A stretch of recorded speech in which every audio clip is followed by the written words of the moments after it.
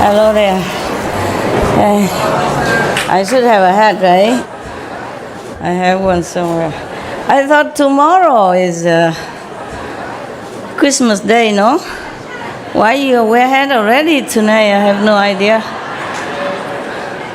I was going to wear, but I thought we save it for tomorrow.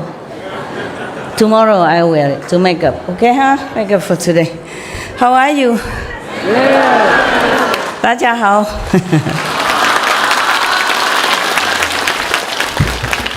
今天已经圣诞节了吗？ Is it already Christmas today? No, huh? After midnight, right? I have 3.5 hours, then I can run back to it. Okay, thanks a lot.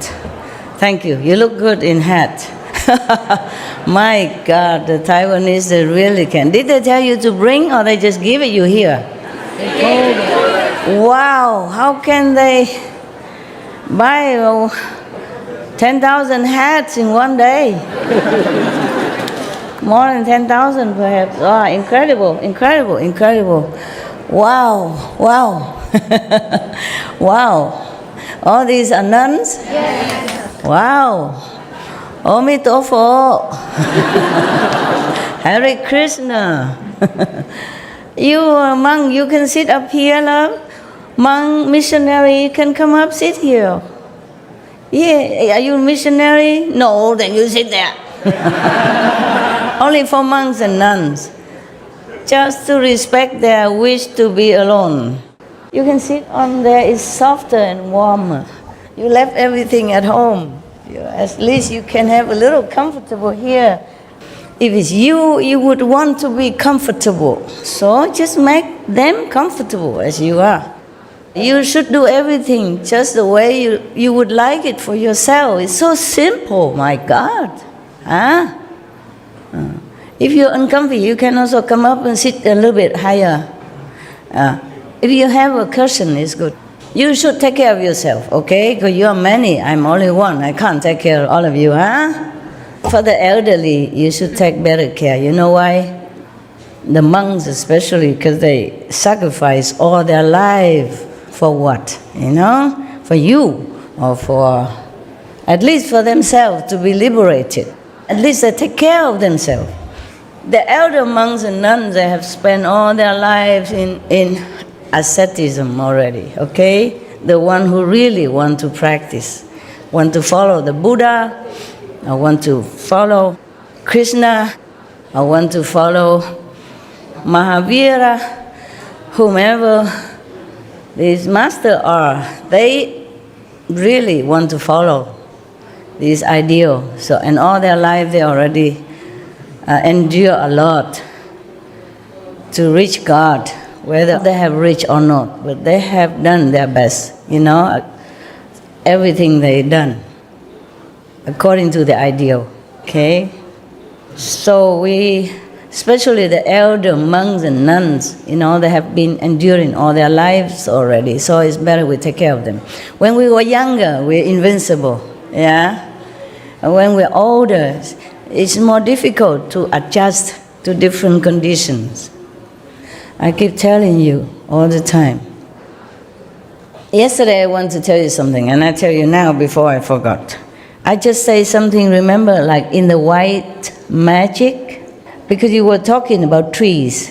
Remember that somebody touched some trees here, and then he felt the vibration, you know, whatever that is, the blessing or the response, the love, whatever he felt.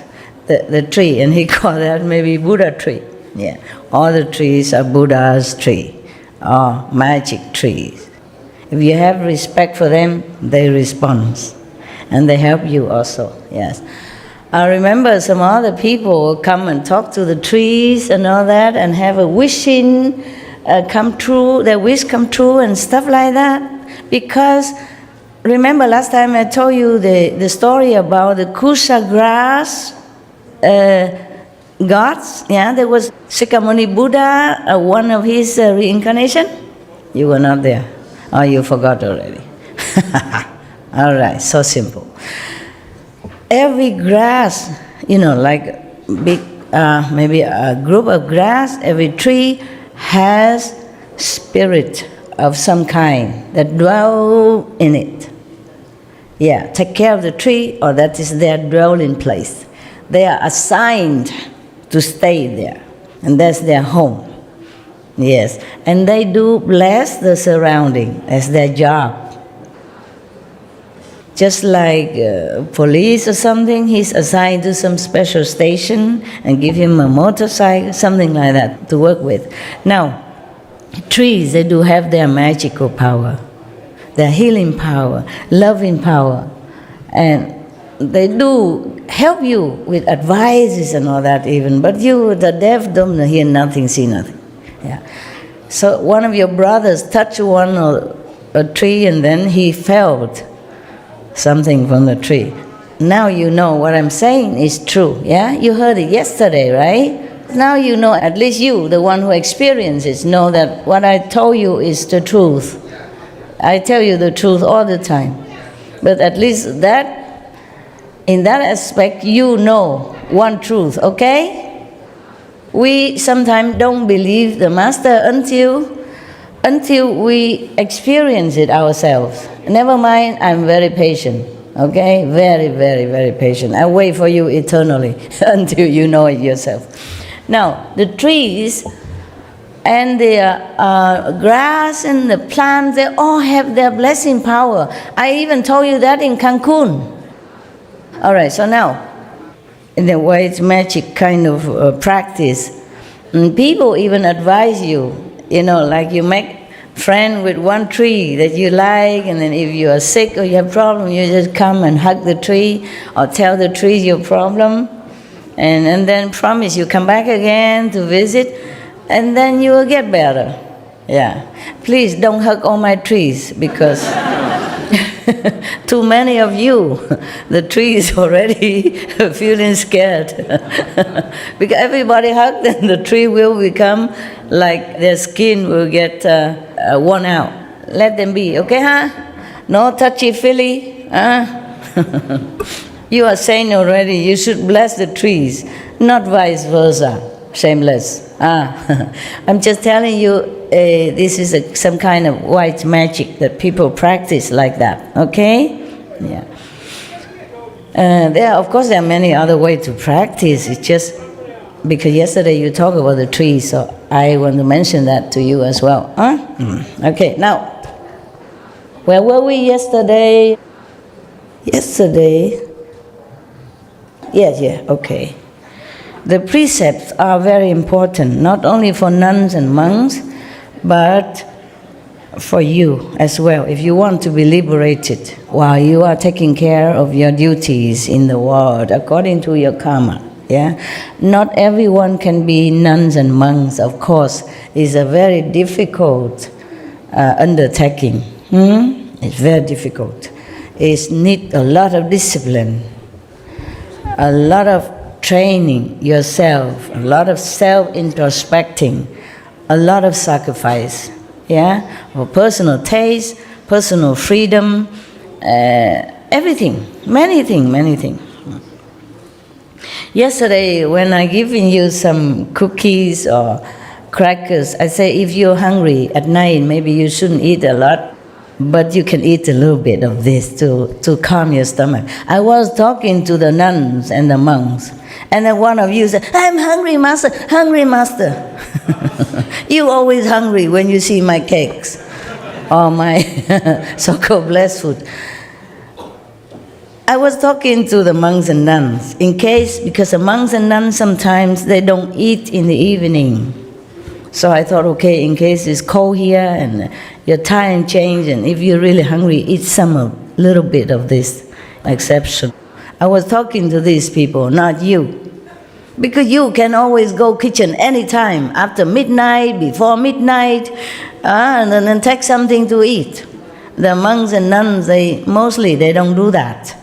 Maybe because they don't eat in the evening. Maybe because they keep the dignity. I was worried, the monks and nuns, because of time change from their country here, and maybe Here midnight is there, midday over there, or before midday. So if they're hungry, they could eat a little bit to calm themselves. And then they meditate to erase that, whatever it's supposed to have, if karma. So yesterday, the Buddha have pleaded with the Bodhisattva and Ananda and all these people, saying that you should use your power of transformation and appear to the world in the form of people, in the form of lay person, minister, kings, virgin youth, maidens, and so forth, even prostitutes, widows, profligates, thieves, butchers, or dealers in contraband, and doing the same job like they are doing, in order to lead them to the righteous place, the teaching of the saints. But these people, like the Bodhisattva or the monks, even though they appear thus to work the same as other people, lowlier people or unenlightened people, but they should never say of themselves, like, I am truly a Bodhisattva, or I am truly an Arhat, or let the Buddha's secret cause leak out by speaking casually to those who have not yet studied. What does that mean? Meaning, suppose you already initiated, you have all the instruction given to you how to meditate, and recite the 5 names and what to do, etc., etc. You should never tell that to other people who are not yet acquainted with the teaching and who not even know what the 5 names meditation. Of course, as I told you at the time of initiation, you keep all that to yourself. Same here. Otherwise, if it's not, then why the Buddha say that? Because it is true that the initiation should not be told to the people who are not acquainted to the teaching, or who are not aspiring to become one of the meditators or the truth seeker, and those. Just like Jesus say, do not give pearl to the swine. The pearl, the precious pearl, is likened to the teaching of God, of the initiation. Precious teaching. We should not just go out and just say anything about that when they're not ready. Then the Buddha continued, how can people who made such claims other than at the end of their lives, and then only to those who inherit the teaching, be doing anything but deluding and confusing living beings and indulging in a gross false claim? So Buddha warned us that we should never do that. Maybe at the end of their lives, and then only to those who are already in the path, who inherited the teaching. That's what the Buddha meant. Those who already know the path, already know the initiation process. And then maybe at the end of your life, if you are really a Bodhisattva or a saint manifested, then you say, I am so and so. Now, there was one guru in India, the Sikh guru. I don't remember the 3rd or the 5th, one of the 10. One of the 10 Sikh gurus. He was very old already, 70-something. But he has been, he know nothing about practice of meditation. Until one day, he met one of his acquaintance or family members was reciting something, some of the teaching. And then he overheard it, and he asked her, what is that that you are reciting? So his acquaintance tell him, oh, this is a teaching of Guru so-and-so, one of the Sikh guru before. And then he said, what is a guru? She said, you don't know guru? You have no guru? Then don't come near me.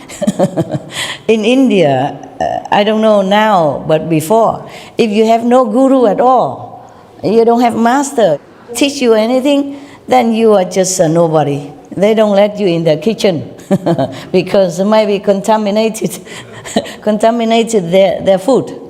Even the shadow, your shadow, if you have no guru, no master who teach you, real master teach you anything, they don't let even your shadow fall into their food or in their house or their kitchen like that.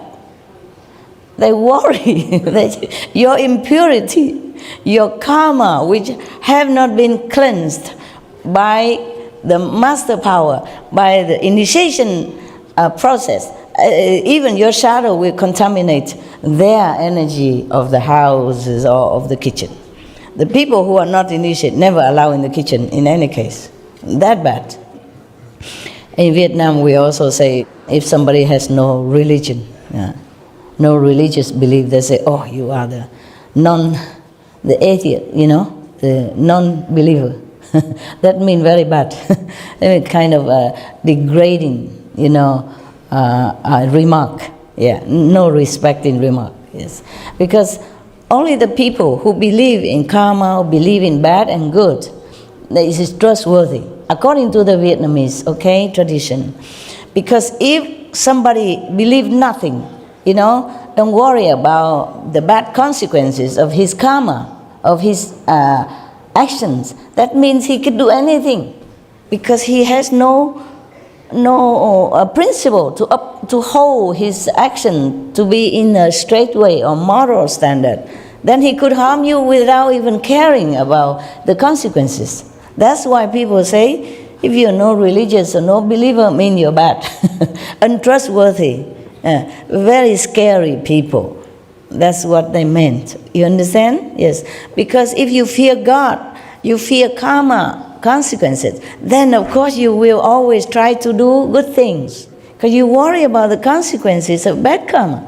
But if you don't know nothing, you don't believe nothing, no master teach you, no religious principle, then you do anything, you see, and then you don't worry. So how can you trust such a person? It's just like somebody in the society who don't care about the law, who not worry about the police, or who don't care whatever happened, whatever he does. So he can just go to steal or maybe harming people without caring. It's not trustworthy. That's what it is. So the Buddhas say that whoever claims himself to be a bodhisattva,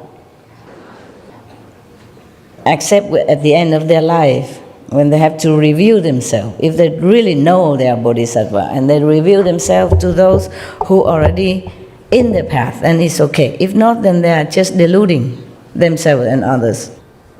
And that's a very bad false claim, which is one of the greatest lies. Thus, when you teach people in the world to cultivate samadhi, they must also cease all lying. This is the fourth clear and unalterable instruction on purity given by the thirst come ones and the Buddhas and the world honored ones, forever, in the past and now. Therefore, Ananda, one who does not cut off lying is like a person who carves a piece of human excrement. Yesterday we told already, and hoping that it will smell like sandalwood. And already yesterday the Buddha said, if you lie, especially you lie about your spiritual attainment, then it's like a poor person who claimed to be the emperor, and then his head will be chopped off. Very dangerous.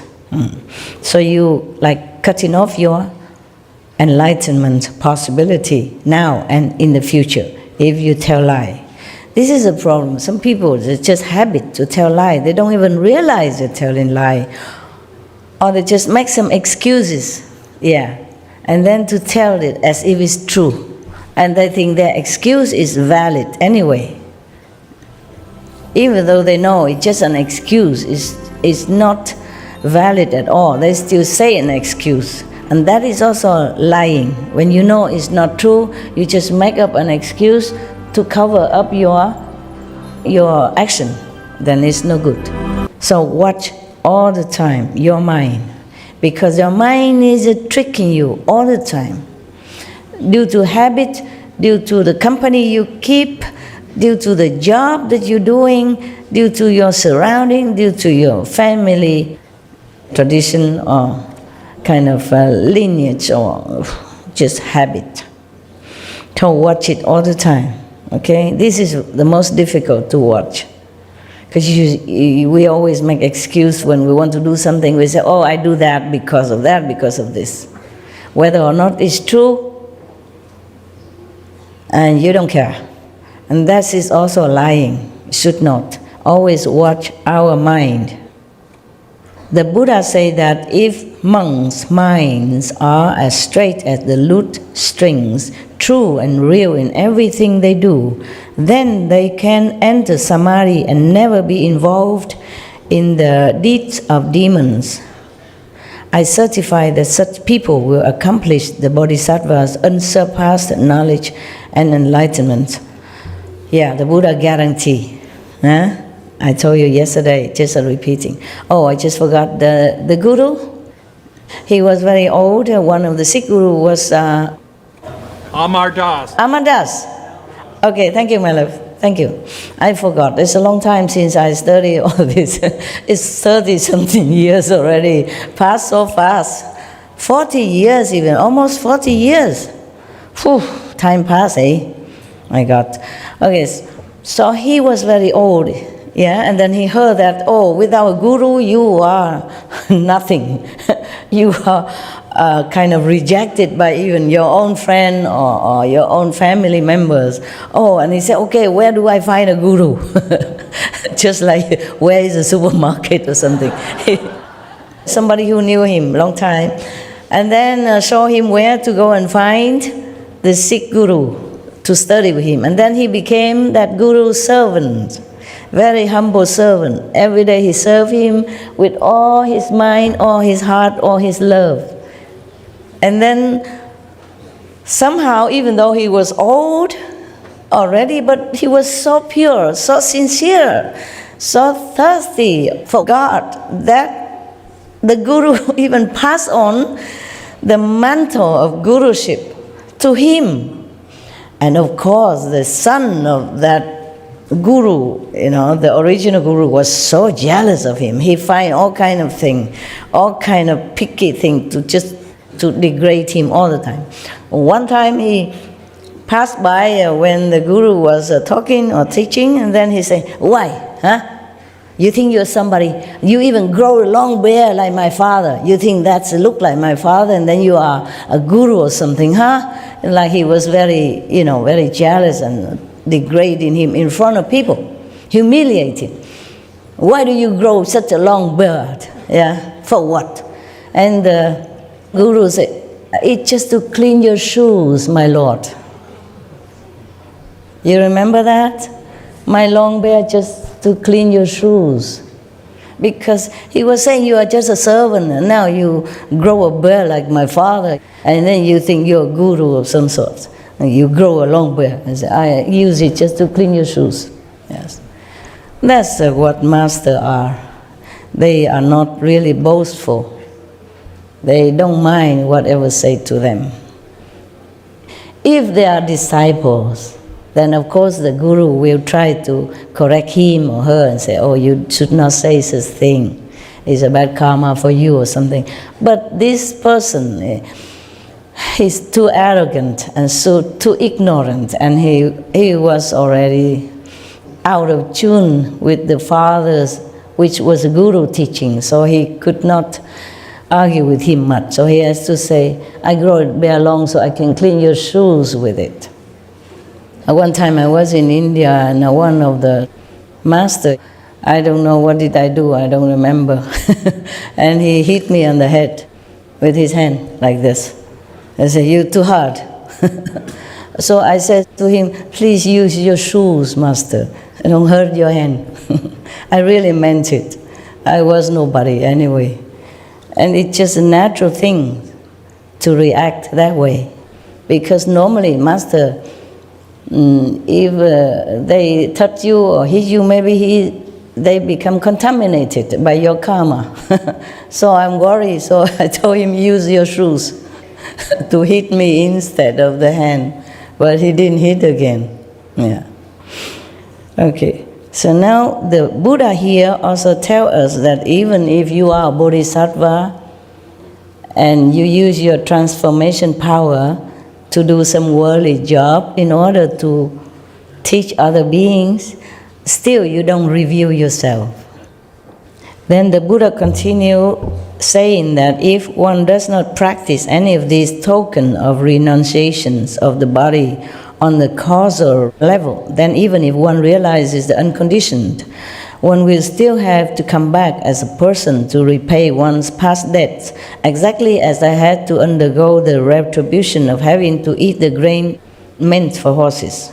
But I told you yesterday already, it's just the karma of the world and the disciple that made it happen that way, because the Buddha would never be in any defilement in order to have to undergo any retribution at all. The Buddha has been Buddha for countless of aeons, and he is never defied in any way. He has never any karma. It's just all appearance in this delusional world like that. Because the real Buddha has become just like an ordinary being. He has to go and beg for food, he has to wear the robe, he has to do things, and it's just like any human beings. So it's just so ordinary that people cannot always believe that he's a Buddha or a saint. Even people try to kill him or assassinate him or harm him in many different ways, or even defiling him, accusing him wrong thing.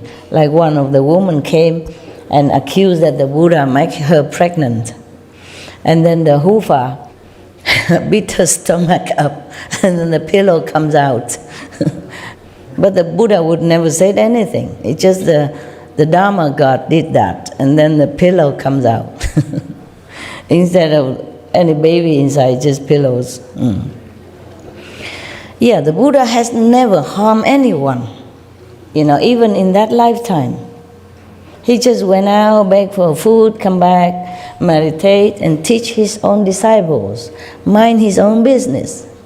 And still somebody wants to, humiliate him like that. Imagine, He done nothing wrong. Yeah, but he says something like, you don't wear leather, you don't wear silk, you don't drink milk, you don't eat butter. Of course, it probably harms some business. And some of these business people probably get angry with him and want to show him up, like that. So it is very difficult to be in a position of spiritual teacher. There's always some trouble waiting for you somewhere. There's always somebody who don't like you, even your own disciples. So yesterday we read all that already, so I skipped it.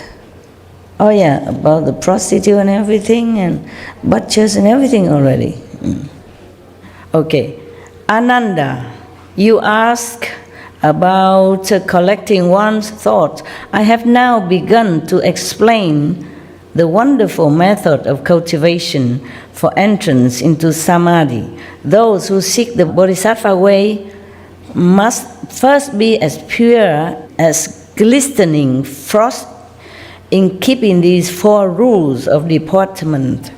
If one is able to never give rise to anything superfluous, then the 3 evils of the mind and the 4 of the mouth will have no cause to come forth. So just keep your mind, keep control of your mind. Every time something bad arises, just cut it off. Think of something opposite, something more noble, something clean, moral. Because the mind is just something, it's like a habit computer, and it just keep coming out whatever it has received, by the habit or by the surrounding, by the society, by the company you keep. So just keep him in straight line, walk the line. Before I forgot, we should really thank the past masters, monks and nuns and scholars who have taken time to record what the Buddha is teaching after the masters nirvana. And also for the past and present person, lay or monks or nuns who have really dedicated themselves, sacrificed their time and precious health or under any difficult situation to translate this so that I can read it to you. And we have to thank them. And may they be blessed forever by all the Buddhas, past, present, and future. May their merit be immense. May they be liberated forever. Thank you.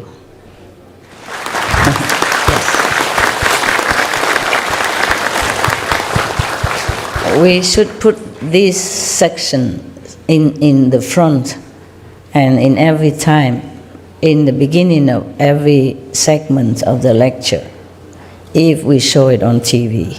Yeah. You should put it in the end also, beginning and the end of any segment of this lecture, of this continuous series of lecture. Okay, now Ananda, if one does not neglect these four matters, and further, if one does not pursue forms, fragrances, taste, or objects of touch, then how can any demonic deeds arise? I mean, we keep our mind pure, simple. Have what we use what we have what we need. Need and greed are different. Therefore, we have to keep our mind in a straight line, yeah? Knowing how much the mind can lead us astray, we have to keep it under control, using the Buddha's teachings.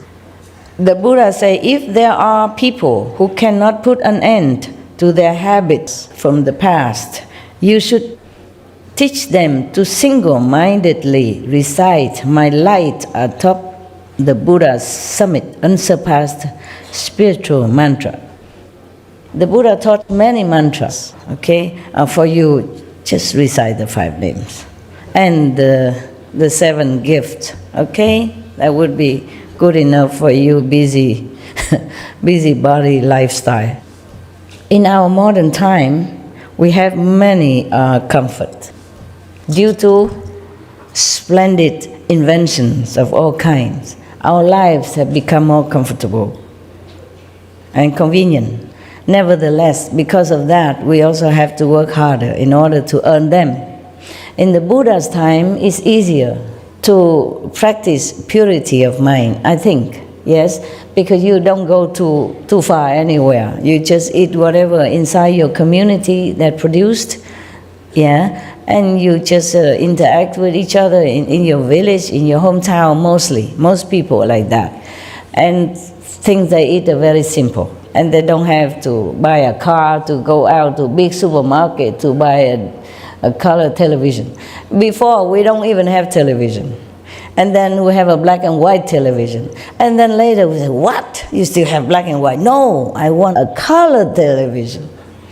And I don't just want a normal TV. I want super-sized TV, flat screen, etc., etc.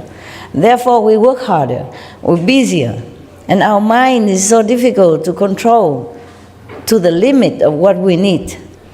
Instead of just be satisfied with what we have, we want more and more all the time. Therefore, we are always in need. And when we're in need, we must think of the way to have what we think we need. And then we forget what is important in life.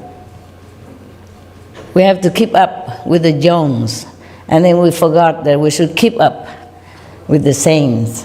We should remember what's important, because this life we will leave behind. Everything we have, we must leave behind. Anytime, anyway. You don't even know if it's tomorrow or next day. But just too busy, forget. Thus, we, the practitioners of the Kuan method, always have to remind ourselves what is important, what is less important. And whatever we can minimize, downsize your life, then just do that.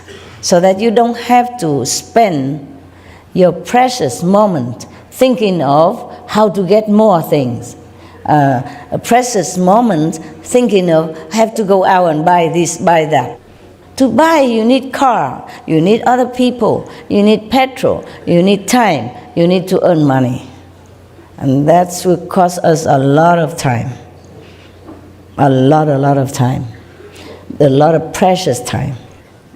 And if we have also been married with children and kids, then good luck. Good luck to you. Because there will be no ends to your obligation and duties. You have to work harder. Being a monks and nuns is a tough job, but I don't know if it's tougher to be lay people with families and children and the in-laws and the both side in-law and the death anniversary, birth anniversary, marriage anniversary. Whoa, if you forget. I think my life is tough because I work so hard. But it is different. I work for the world. I work for others.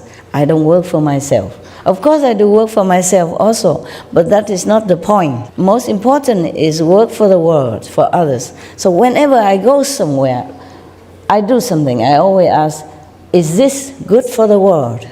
Is this better for the world this way? Where do I stay so that I can meditate better? Where do I stay so that I can get a better spiritual merit points to give it to the world? Always this question. I never ask like, where do I stay so that I get more food or more comfortable, I become more pretty and get more things, nothing.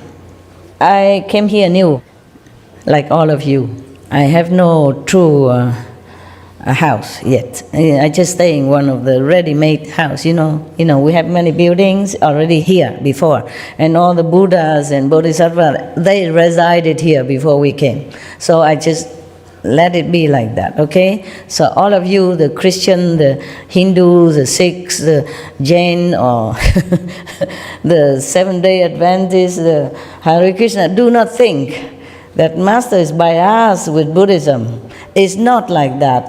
This place has been for Buddhists because the people are Buddhist, okay? They are vegetarian and all that. So they put a lot of Buddha statues, Bodhisattva, Bodhidharma and all that around. And they also have other kind of lesser Bodhisattva, some divas or local gods and stuff like that, but they moved them all already. Their own gods, they moved. Just Bodhisattva and Buddha already stationary. They stand fixed, they don't move. So we just leave them as is, okay? If I can, I have time, I will invite others, saints, to come to our place. Yeah, because now is this place is officially ours. We can have more gods.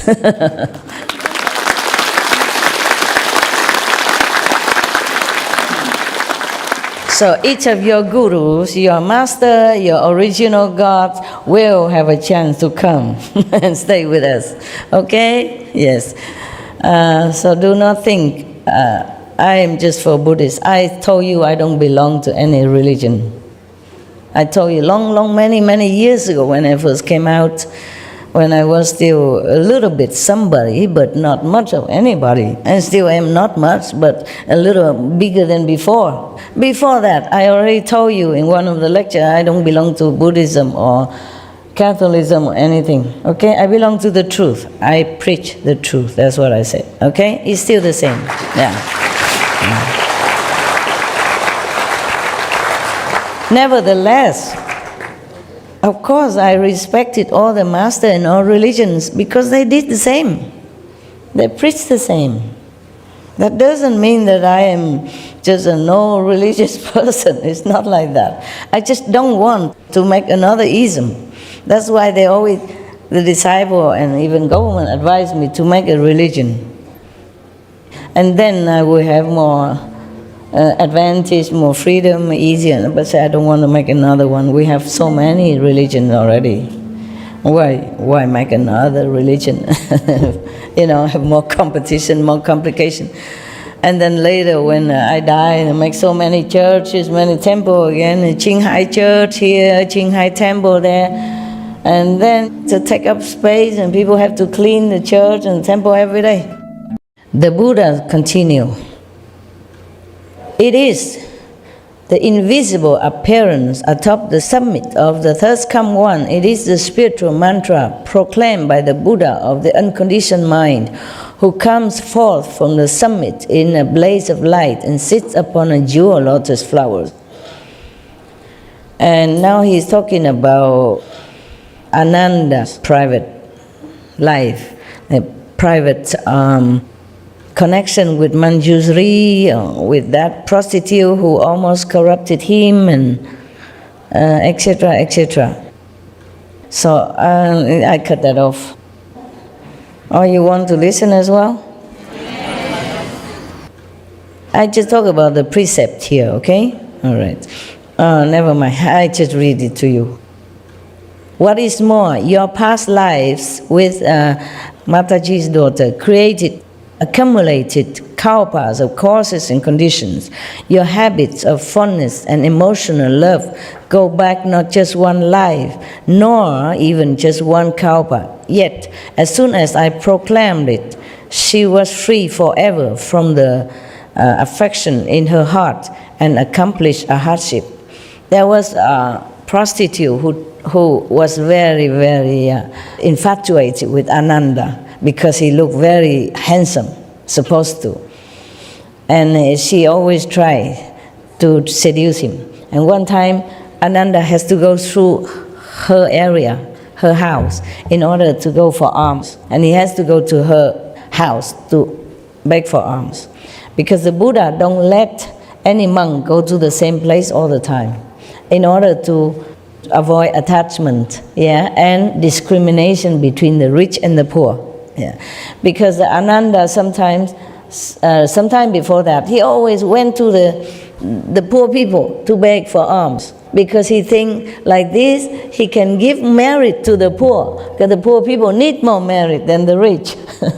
Therefore Buddha said, no, you don't do that. You just go every house with the same love, with the same blessing.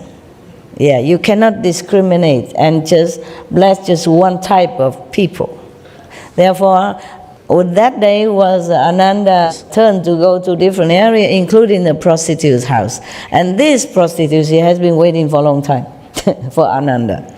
And now the Buddha explained why. They had affinity with each other in kalpas, aeons already, and has always have return and return like this. This life is the same. But after the Buddha has explained all this, she became arhat. She also became a nun, and compete with a nun who is more enlightened, who is faster to get enlightenment. That was like that.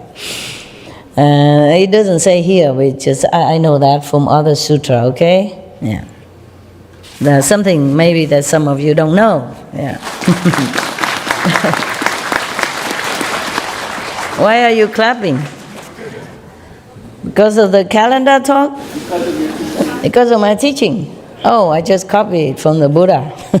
Because of your teachings, Master. All your information benefits us spiritually and physically in the world. Thank you so much. Thank you. I just have to explain a little bit more so that you know the background of this situation, why the Buddha. Originally, I want to skip it, remember?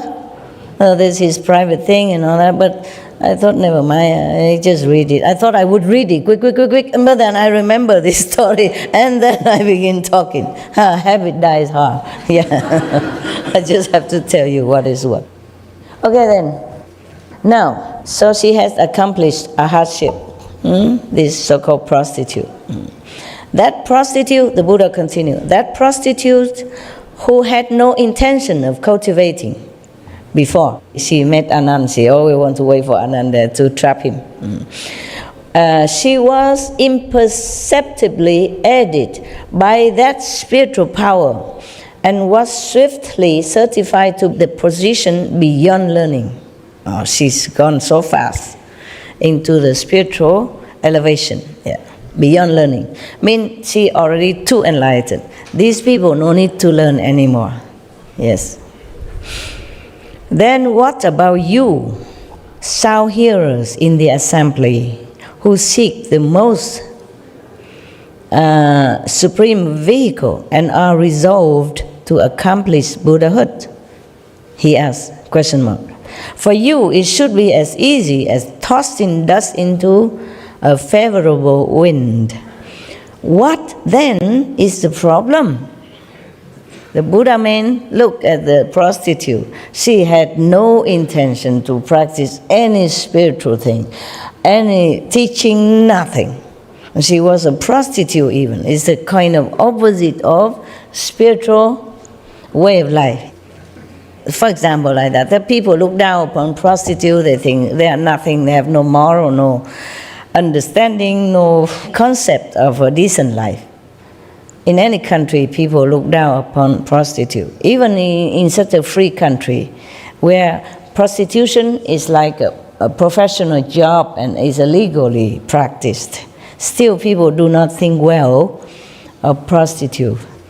Therefore, Buddha said to the assembly of monks and maybe others, Deva and dragon and lay people, he said, she has no idea of spiritual practice, no intention. And after I explained to her, with my power, she became Arhat. I mean, not immediately like that, but she intended to become a nun right away. And she ran to Buddha because Ananda, he almost succumbed to her charm.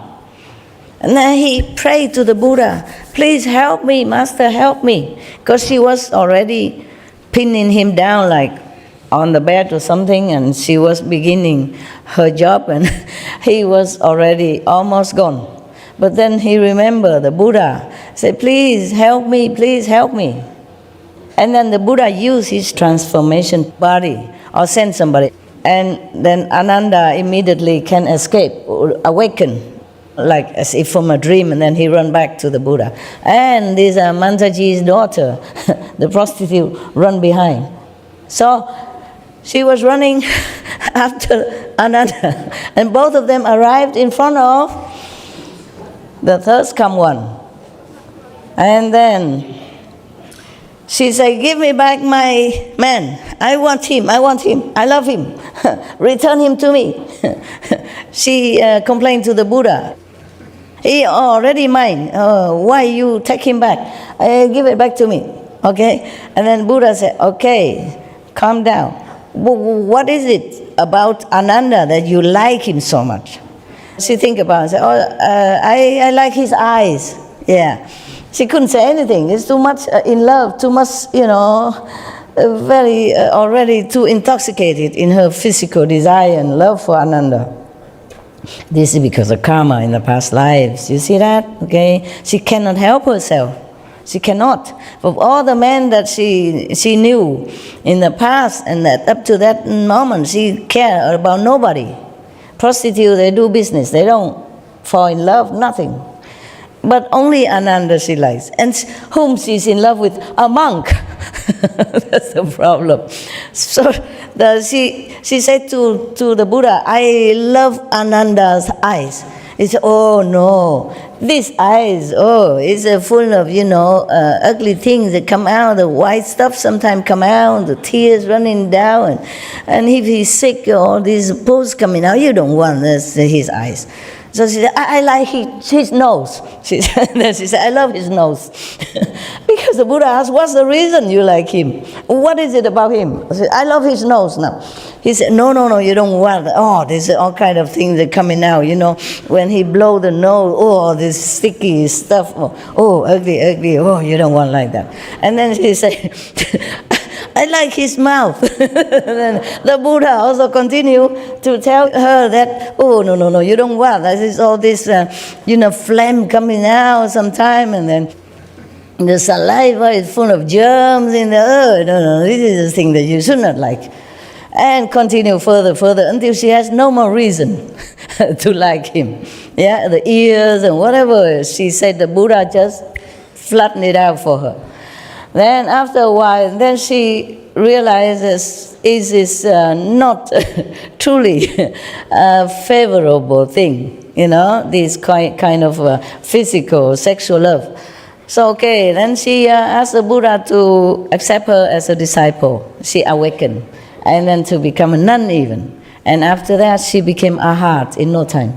She competed with Anand to see who is faster become Arhat. And she became first before him, supposed to. Yeah. Yeah, all right.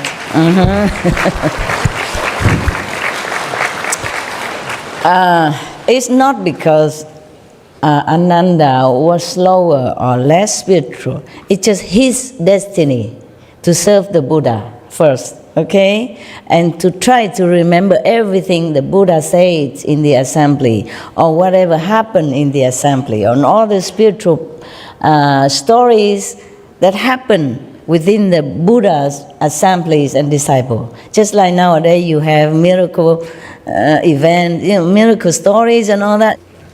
Before there was no record player, so somebody has to write it down or memorize it all. That was his job. You see, if he became Buddha too quickly, maybe he could not do this, because he will lose his intellectual power, memory, so that he can become more pure, become Buddha. So he has to continue to be so-called a little ignorant until after Buddha passed away. After Buddha passed away, he became enlightened immediately and become Arhat, okay, and become one of the successors. I was telling you that whatever good for the world, good for other people, then I would do it no matter what. So I'm just new like you here, and I forgot that. I totally halfway forgot. Now I continue that. Buddha, please wait, I come back to you. They have prepared for me a room, on the second floor. More comfortable, of course, with aircon. It was a VIP kind of room. And they put some of the thing I need already there, But when I first came here, immediately I say, I don't stay in any of these rooms. I stay up on the roof. Just put me a tent up there, and I'll be fine. I like it, okay? I like a tent in the open air. And put me a kitchenette there with something in case I need to have sometimes I don't like solid food, I just want to cook a little soup, rice soup or something. So that's what I did. But then they continue working until before we begin our retreat. So I had to put up with the second floor of the room, okay? And then it becomes so comfortable. After you live there for a few days, you have aircon, hot, cold, whenever you want, and ensuite bathroom, toilet, and everything already put there for you, special shampoo, and special conditioner, and good smelling soap. Oh, it's already nice, and bubble bath. Then I continue to stay. I didn't want to leave. This morning, I forgot, and then I asked the heavens again, okay, I'm too tired to check it out. Tell me, is it still better that I go upstairs, better for the people, or is it better I continue to stay here, which is comfortable? I didn't ask for it, making an excuse for myself. I didn't ask for people did it for me. You see, I did not ask. So is that maybe heaven's will that I should stay here? Comfort.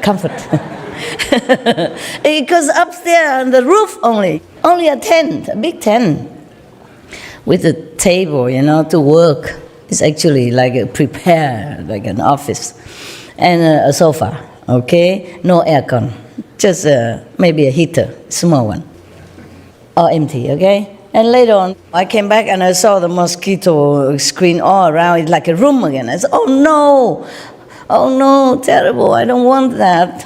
I just want a tent, okay? And all around empty. I like that. It's not like screen all in with door and all that. Even though it's just a mosquito door, I don't like it. And this is one more excuse for me to continue to stay in the comfortable aircon, already made, all the clothes, beautiful hanging. Easy for me to do anything, so easy. So another excuse to stay. That's why I keep staying a few more days, and I didn't think about the roof anymore. Besides, they took away all my kitchenette stuff. Another excuse. Okay?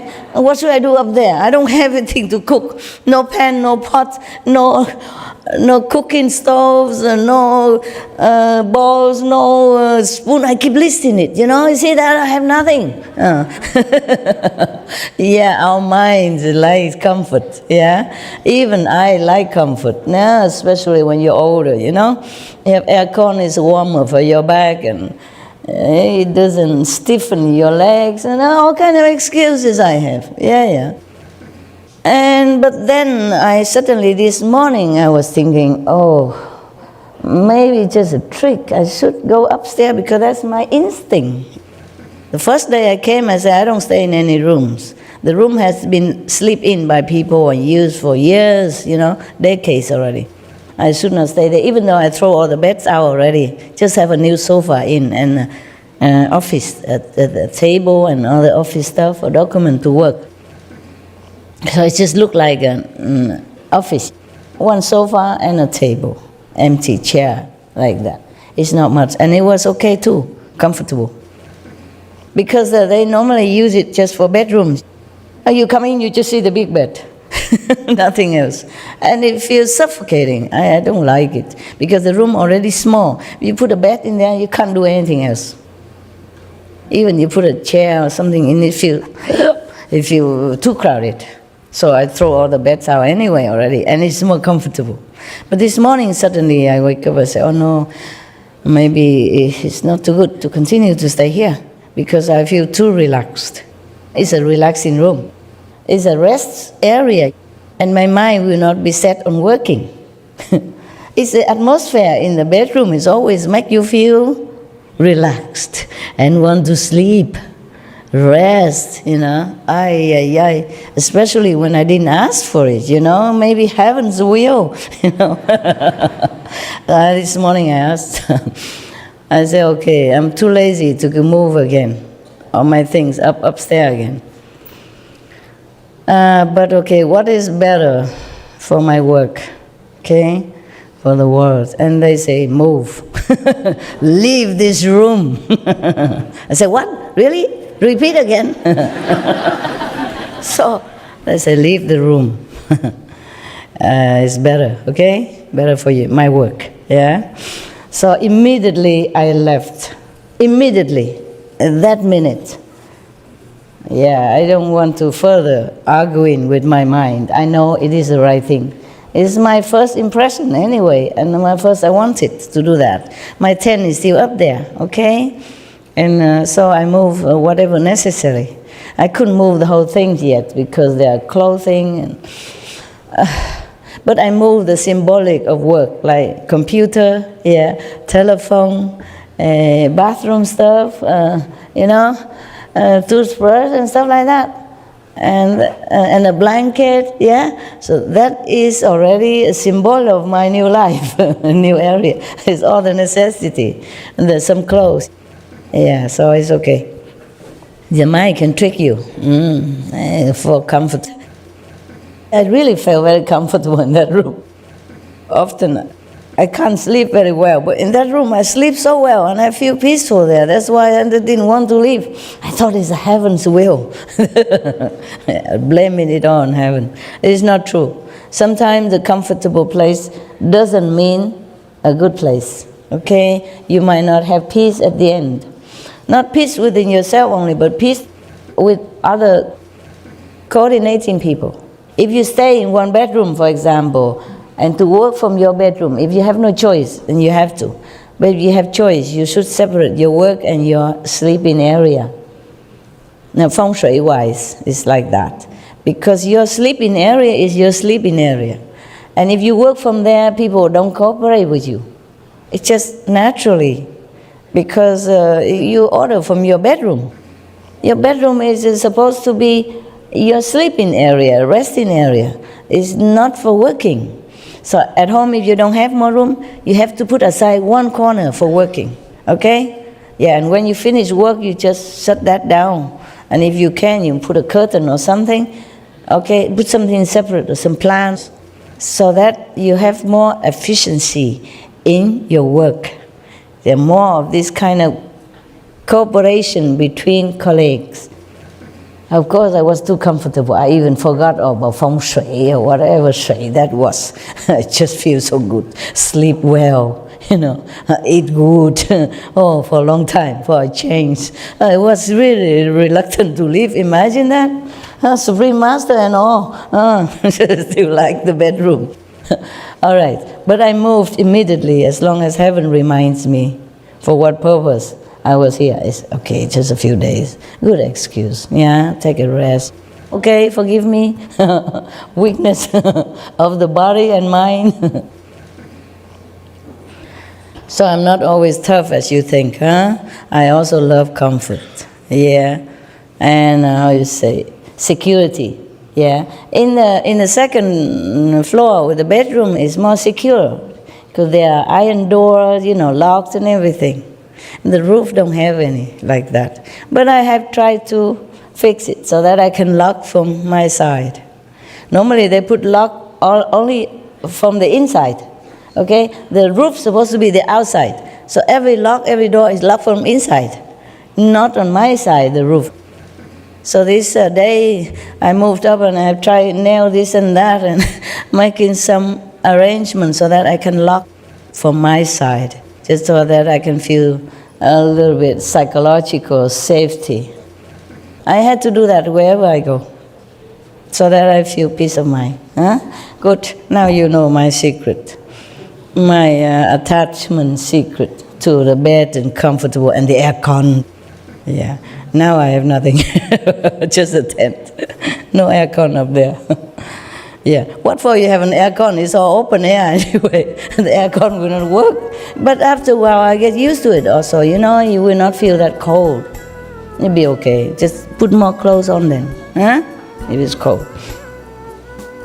It's good like that. So I can have more sympathy with you also, who lives in the outdoor tent and stuff like that. Huh? So I don't be too comfy and sleep. So the Buddha say, mind that even if a prostitute who has no spiritual intention at all, never had any connection with any spiritual teaching prior to meeting with Ananda at that time, still she can become a nun and attain arhatship. That's a big deal, arhatship, very high. Bodhisattva. Therefore, how can you not? That's what he meant, okay? His assembly, yeah. And you also, of course.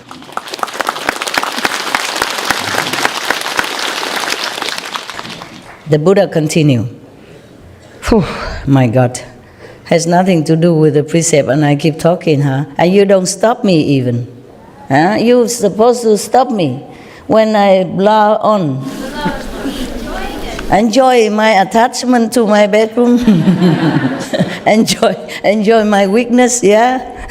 I confess to you and you enjoy. All right. I hope I don't have any more of this story to tell you to enjoy.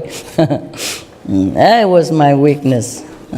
I also love good food. Yeah, I love Indian chapati, roti, and this fresh chutney. They made it with all kind of spice and flavor. Oh, when it's fresh, it's like heaven. The chutney you bought from the shop is nothing compared to that. When they make it, chop there's a carrot into finger size and other kind of vegetable, even, cauliflowers. And then they put, I don't know what kind of spice they put it. Oh, God, tastes so good. Even I forgot my dignity. I come and beg for some. And they give me just a little bit because I prepare it for everybody. Normally, they wouldn't give it to you before everybody, but I don't know, they feel I was too skinny, too small, so they feel pity for me, and the woman gave me some. I never forget that taste, because I was hungry, and also it tastes so good. And fresh, freshly prepared. It's not too sweet, not too sour, not too salty. It's just perfect. The Indian woman, they can make it. Oh, man.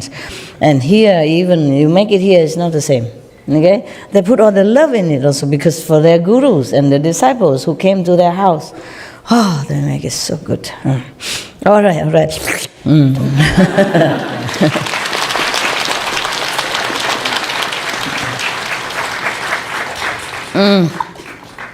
I don't look like a nun or monk anymore, but I really ate only once today. When you eat only once a day, you're not as hungry as when you eat more times. It's funny. The less you eat, the less appetite. The less you eat, the less you want. If you eat breakfast already, then lunch and dinner taste good.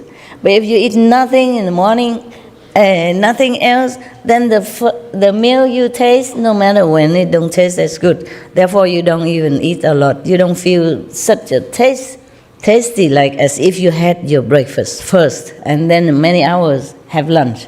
If you have no breakfast, you just eat, but you don't feel.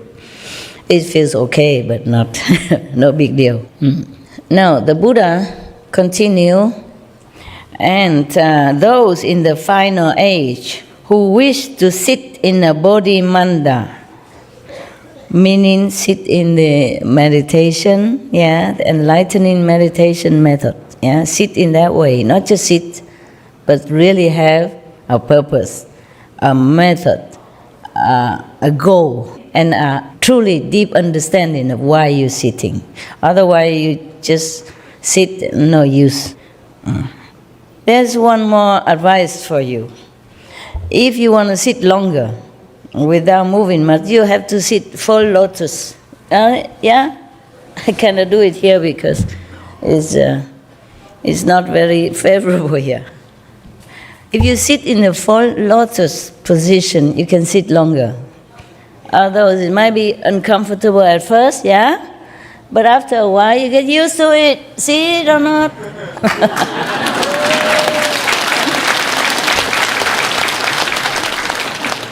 Okay. I will take a photo or something in lotus position, and then you can have a look. You know, right? That both legs are crossed together. It's a little hard at first, but you get used to it. Not because of sitting in lotus position you will become Buddha, not like that, but you're more stable. And even if you meditate this way, you will not fall. Your legs are locked, so you don't fall too easily, and you can't sleep too easily. Even if you sleep in the lotus position, you wake up earlier, quicker. All right, so that's just by the way. So the Buddha say, if those in the final age, meaning, what means final age? Mean the age that the Buddha is no longer there, After a master passed away 300 years or 500 years maximum, that is the final age of any teaching. If you don't see another master appear in that area, in that era, this is final. Okay. But luckily we always have. It's just that it might not happen in that lineage. So you might think, Buddha's gone forever.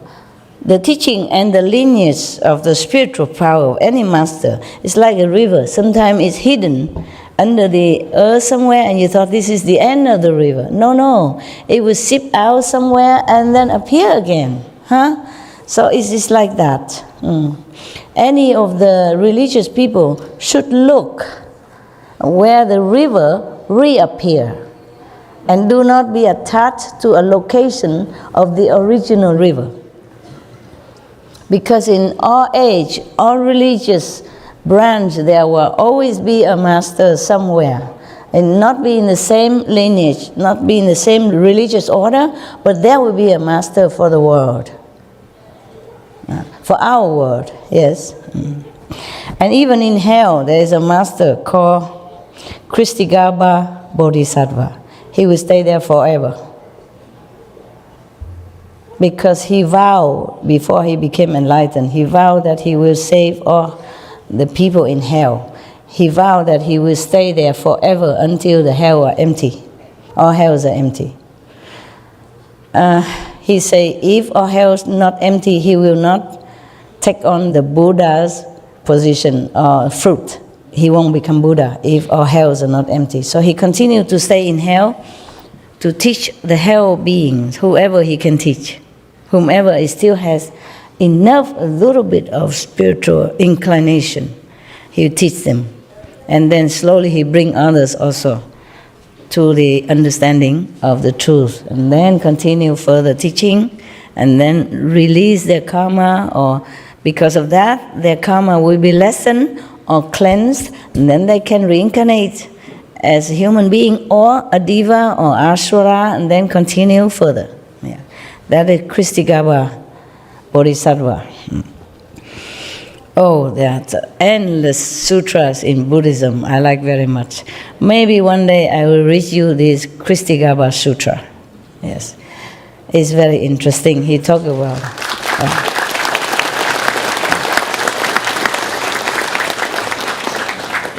When I first became a nun in Taiwan, and one of the temple, because we met where I took the precept, so they invited me to their temple. And the monks and nuns, normally, many of them, they go out to recite the sutra when somebody dies. And their relatives invite them to come recite sutra to help to liberate the soul of the dead for 49 days. Or some days at least, yeah, some weeks. And these monks and nuns also do that job, and they also asked me to come along. I also came. Of course, at that time, I cannot recite this sutra in Taiwanese, where I recite Amitabha Buddha for them. It's fine. And they recite theirs. I just recite quietly, and the 5 names, yeah, at that time. And later I saw they cook with chickens and ducks and porks and stuff like that. So after their session, I called the monks and nuns in the temple. I called them and said, this is no. You have to tell the people who don't understand that in the Kristigaba Sutra, they call it Ti Chang Wang Pusa, means the earth store bodhisattva, the one who vowed to save all hell beings before he became Buddha. That means forever, endless in this world. There will be always someone in hell. If nobody can save them all, then it's like that. I said, this is no. If you go to recite sutra to somebody who died, you have to tell them, no meat, only vegetable. Otherwise, the soul of the dead will be having bad karma. Maybe have to go to hell for that. Or maybe delay, cannot go to heaven because of that. Maybe delay of liberation, depends. So you have to tell them that. It says so in the Kristigaba Sutra. If any dead person, the relative kill or offer meat and animals product in the name of the dead will be in trouble. Bad karma and may go to hell, may suffer more. Okay? So you have to tell them that. You have to bring the sutra and tell them that. And then they bow to me. They put their arms together and say, you, Kristigaba Bodhisattva. I said, no. I read Kristigaba Sutra. I must remind you, we monks and nuns must tell people because they don't know. They have no chance to read any sutra. They're busy working. And they just go Buddha temple, bow, put some fruit and then take it back and eat. They never have chance to recite sutra. That's why we become monks and nuns. So we have more time to study the Buddha's teaching. And then because we are study already well, we must tell people who don't study it. It's not that you monks and nuns always go and just reciting things and then take an offering from the red envelope and go home.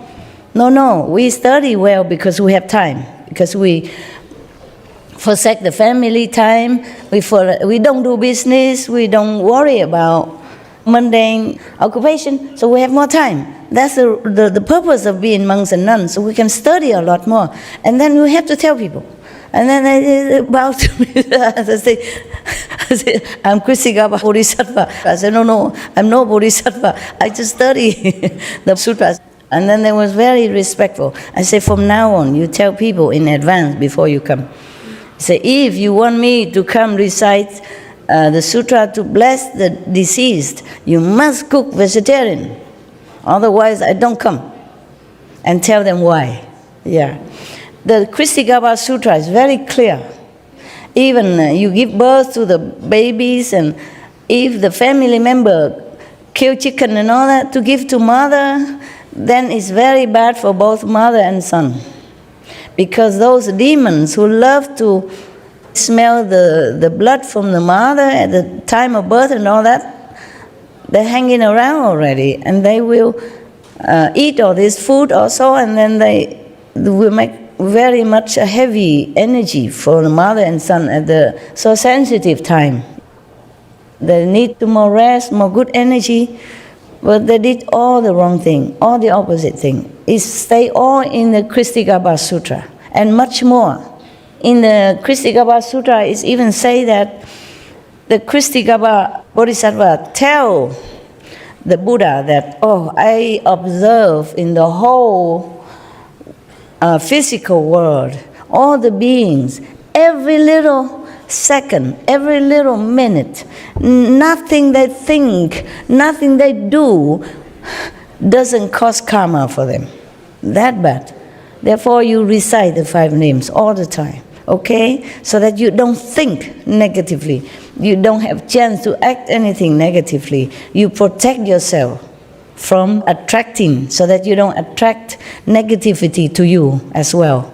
And bless your surrounding with this holy energy that you brought forth with you from the initiation power.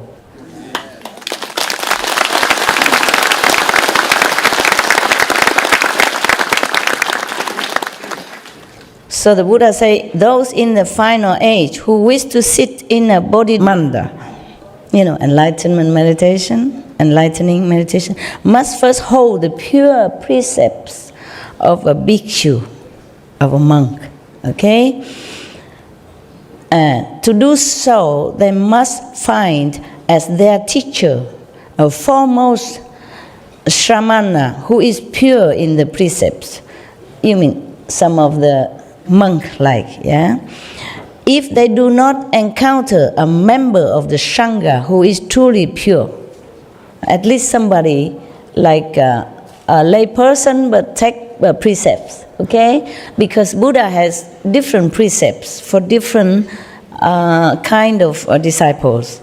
250 precepts, okay? But of course some of them are light precepts, so you can can modify a little bit. Like for example, in the Buddha's time, the nuns and monks take shower only every 2 weeks. That the Buddha say you can modify it. He told Ananda like that, okay? Many other are more strict, yeah. Some I cannot tell you because you are not a monks and nuns, okay? I just tell, that is a simple, I can tell, but many more I cannot. Or like if you eat in the assembly, you take from public kitchen food or offering, you don't cover the vegetable with rice, or you don't cover the rice with food. Meaning you just do proportionately what you need. Because sometimes if you like more vegetable, okay, then you try to cover the rice so that people don't see how much vegetable you take. Or you don't try to cover the vegetable on top of the rice so the people don't know how much rice you take, because you love that kind of rice. Rice is not always white rice. India, they have delicious rice, that's why. You understand? Yeah. This kind of precept, the Buddha says some light precept you can modify, like that kind, okay? Further, I cannot tell you, I'm not allowed to. You're not allowed to hear the bhikshu, monks, nun precept if you are not monks and nun. Because if you know it, you have to keep. Also very difficult. Many precepts are difficult for lay people, okay? Because the monks and nuns, they're not supposed to have any man-woman relationship, for example, like that, yeah? So there are many precepts for that, and you can't keep it. It's difficult. It's very detailed and sensitive also. I can't tell you. You should not know unless you want to become monks and nuns officially, and you take the precepts and hold it, okay? Yeah. Keep it. But right now, you keep these 5 precepts that the Buddha explained. That's good enough, okay? And the 5 names and the gift, if I have given you, okay? That's secure you to go to heaven, all right?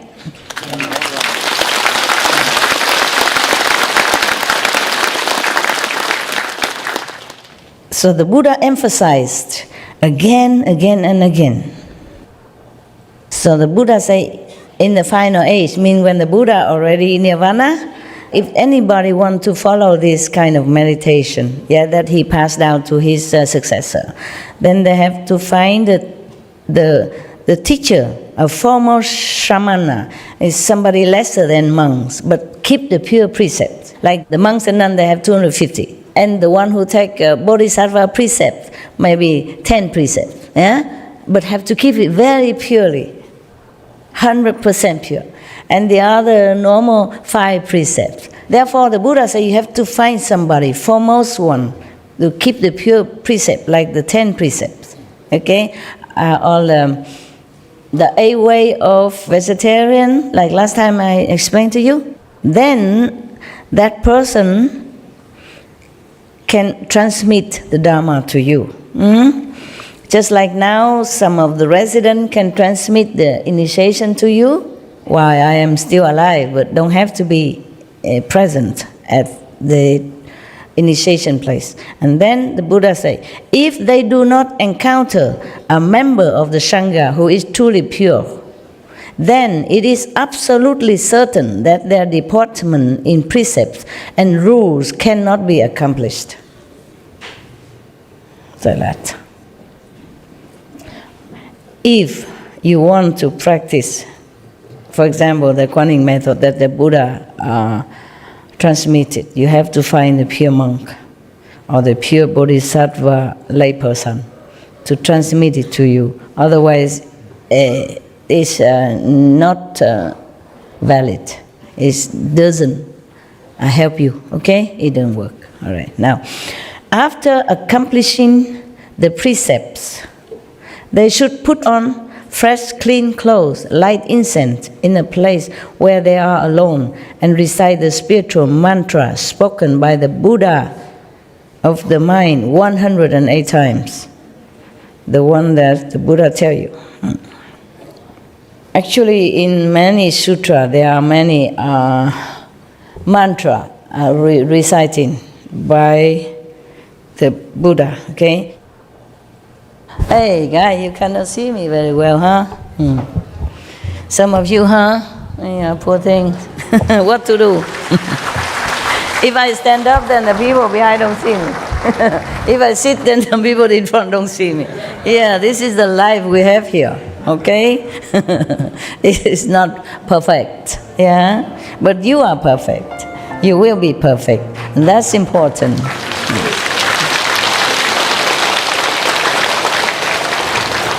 The world can be perfect or not perfect, but we should be perfect.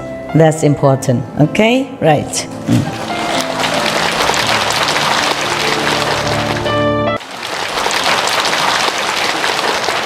See, the Buddha always emphasized the precepts. Again here he said, after accomplishing the precepts, they should put on fresh, clean clothes, light incense, and recite the spiritual mantra spoken by the Buddha 108 times. Why is that? It's just one of those numbers, okay? 108 times so that you don't forget.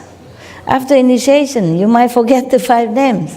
Just go somewhere, recite it, make sure you remember, so that every day you continue to practice, so that your mind will be ingrained into this spiritual power already. Yeah? Not just after initiation immediately go out, chop something, or chat. Try to find your quiet, peace place. Continue reciting the 5 names. Remember, refreshing yourself, the instruction, and all the levels, landmarks, so that you won't forget. After that, they should secure the boundaries and establish the bodhi manda. After you remember already, okay, then you must know that when you meditate, you should be alone in some secure place so that nobody see you. Better. In the countries within them, they should seek for the unsurpassed thirst-come ones throughout the 10 directions to emit a light of great compassion and anoint the crowns of their heads. in the countries within them. What does that mean? How can a country be within you or anyone? Huh? Okay. When you meditate, you are in different levels of consciousness. Maybe you pass through them, or maybe you contain them, or maybe you just remember all this landmark at the time of initiation so you can recognize where you're going. The Buddha said to you, within them, within these countries, but within those countries within you. That's why the Buddha say, in the countries within them, meaning these people, the one that he just mentioned, the one who practice Bodhimanda. Same in the Bible. Bible say, in my Father's house there are many mansions. It's the same thing, okay? So remember all that. What? Can I relate something with you? Tell me. Because you just say contain something, and what has happened in the last 4 months? I always assimilate 5 names. With one time was 2 masters, then 3 masters, now it's 4 masters, including you, and God. And God is the one that contains all of them. And every time that I recite them, now I am right into that circle. Myself. And when I'm in that circle, I don't know nothing else. Of this world, right? Okay. Yes. You're in Samadhi, yeah, it's good. Yeah, you mentioned that contain, and It's like that, yes, sense, yeah. yes. What the Buddha Thank say you. here is, in the countries within themselves. You see what I mean? Within you, within those people who practice after initiation. He didn't say in the country, in their country, or in the heavens, or they say within them. All the masters speak the same language. Yeah. In my Father's house, there are many mansions. Okay? The kingdom of God is within you. See, the Buddha say, all the countries within them, meaning the spiritual level of practice within them. Okay? Then they should seek the Buddhas. They should seek the blessing of the first come ones, meaning all the Buddhas, in the 10 directions to shine great compassion light toward them, toward these practitioners, and anoint the crown of their heads. Yeah, bless them. Ananda, when any such pure bhikshus, now bhikshunis, he also saying that now, meaning female monks, yeah. When any such pure monks and nuns or white-robed donors in the Dhamma ending age who can rid their minds of greed and lust, hold the Buddha's pure precepts, and in a bodhimanda make the vows of a bodhisattva, and can bathe upon entering each time and day and night for 3 weeks without sleep, continue this practice of the way, I will appear before these people in a physical form and rub the crowns of their heads to comfort them and enable them to become enlightened. The Buddha will manifest just like transformation body, yeah? Even though it looks like physical body, but it's not the Buddha in physical body anymore. So the Buddha say that after initiation, if you secure your place and you do practice for 3 weeks long without sleeping, like I guess a retreat for three weeks, and keep the pure precept, no sleep. I don't think I should tell you this because it's your specialty. Okay, wait a minute. So the Buddha say if they can do that, the Buddha will really appear to them and help them, rub in the head and help them to become enlightened. What is? I want to tell you actually that you did that for me. That is? When I first decided to initiate, right after I got the convenient method, I was having trouble understanding how to feel here, and I was trying to meditate, and I sort of fell asleep, and I had a vision, and you walked up to me, and you handed me some cream, and you said, "Oh, well, just rub this on your forehead, and it'll work." And after that, always, every time I meditate, I could feel. Okay. And you still have doubt whether or not I'm a master. Thank you very much. No, that's not what I meant, Master. I mean, not now, but I mean, if some days ago or some. There's always the small part. The mind, yeah. There's always the small part, but not in the heart, Master. Of course, I know that. Otherwise, you wouldn't be here, right? Right. Thank you, Master. It's just the mind tricking you, but your soul knows. Your That's right. intelligence knows. Yeah. That's why I told you you're a smart boy. You don't need to ask what is the proof or what is what. No need. You know it. Okay. Okay. Right. Thank you, Master. Don't let the mind trouble you and rob you of your enlightenment and faith. Yeah. Faith is the mother of all virtues. That's what I said. Yeah. Buddha said that the same. Jesus said, "Blessed are the one who do not see but believe," because for them is the kingdom of God. Because they're pure, you know. Maybe their karma blind them not to see vision or light for that period of time, temporarily, but they believe in the master teaching. They still inherit the kingdom of God. They still go to heaven, okay? Yeah. All right, thank you for telling me that. You look fatter today. Did you eat a lot or something? No, I mean, your face are rounder, kind of more relaxed. Maybe it's your blessing, Master. I don't know. But Okay. thank you. No, I don't mean about eating, but your face look more round, you know, more lovely, yeah. More soft. I meditated well last night, Good, I guess. good. Yeah. Yeah, you can see that. More restful. Very smooth, yeah, smooth. Face, smooth. Energy, smooth. Thank you. Congratulations. So, Buddha continued. Ananda said to the Buddha, now Ananda talk, "Were Honor One, enveloped in the thirst come one's unsurpassed, compassionate instruction, my mind has already become enlightened, and I know how to cultivate and be certified to the path beyond learning. But for those who cultivate in the final age and want to establish a bodhimanda, how do they secure the boundaries in accord with the rules of purity of the Buddha?" The word honor one. Yeah. So the Buddha said to Ananda, "If there are people in the Dharma ending age who wish to establish a bodhimanda, they should first find a powerful..." Oh, this is a very long story. If you want to build yourself a bodhimanda, okay, the meditation retreat kind of place, yeah, secure, peaceful, so no disturbance, meaning you be away from your family and your job or your usual surrounding.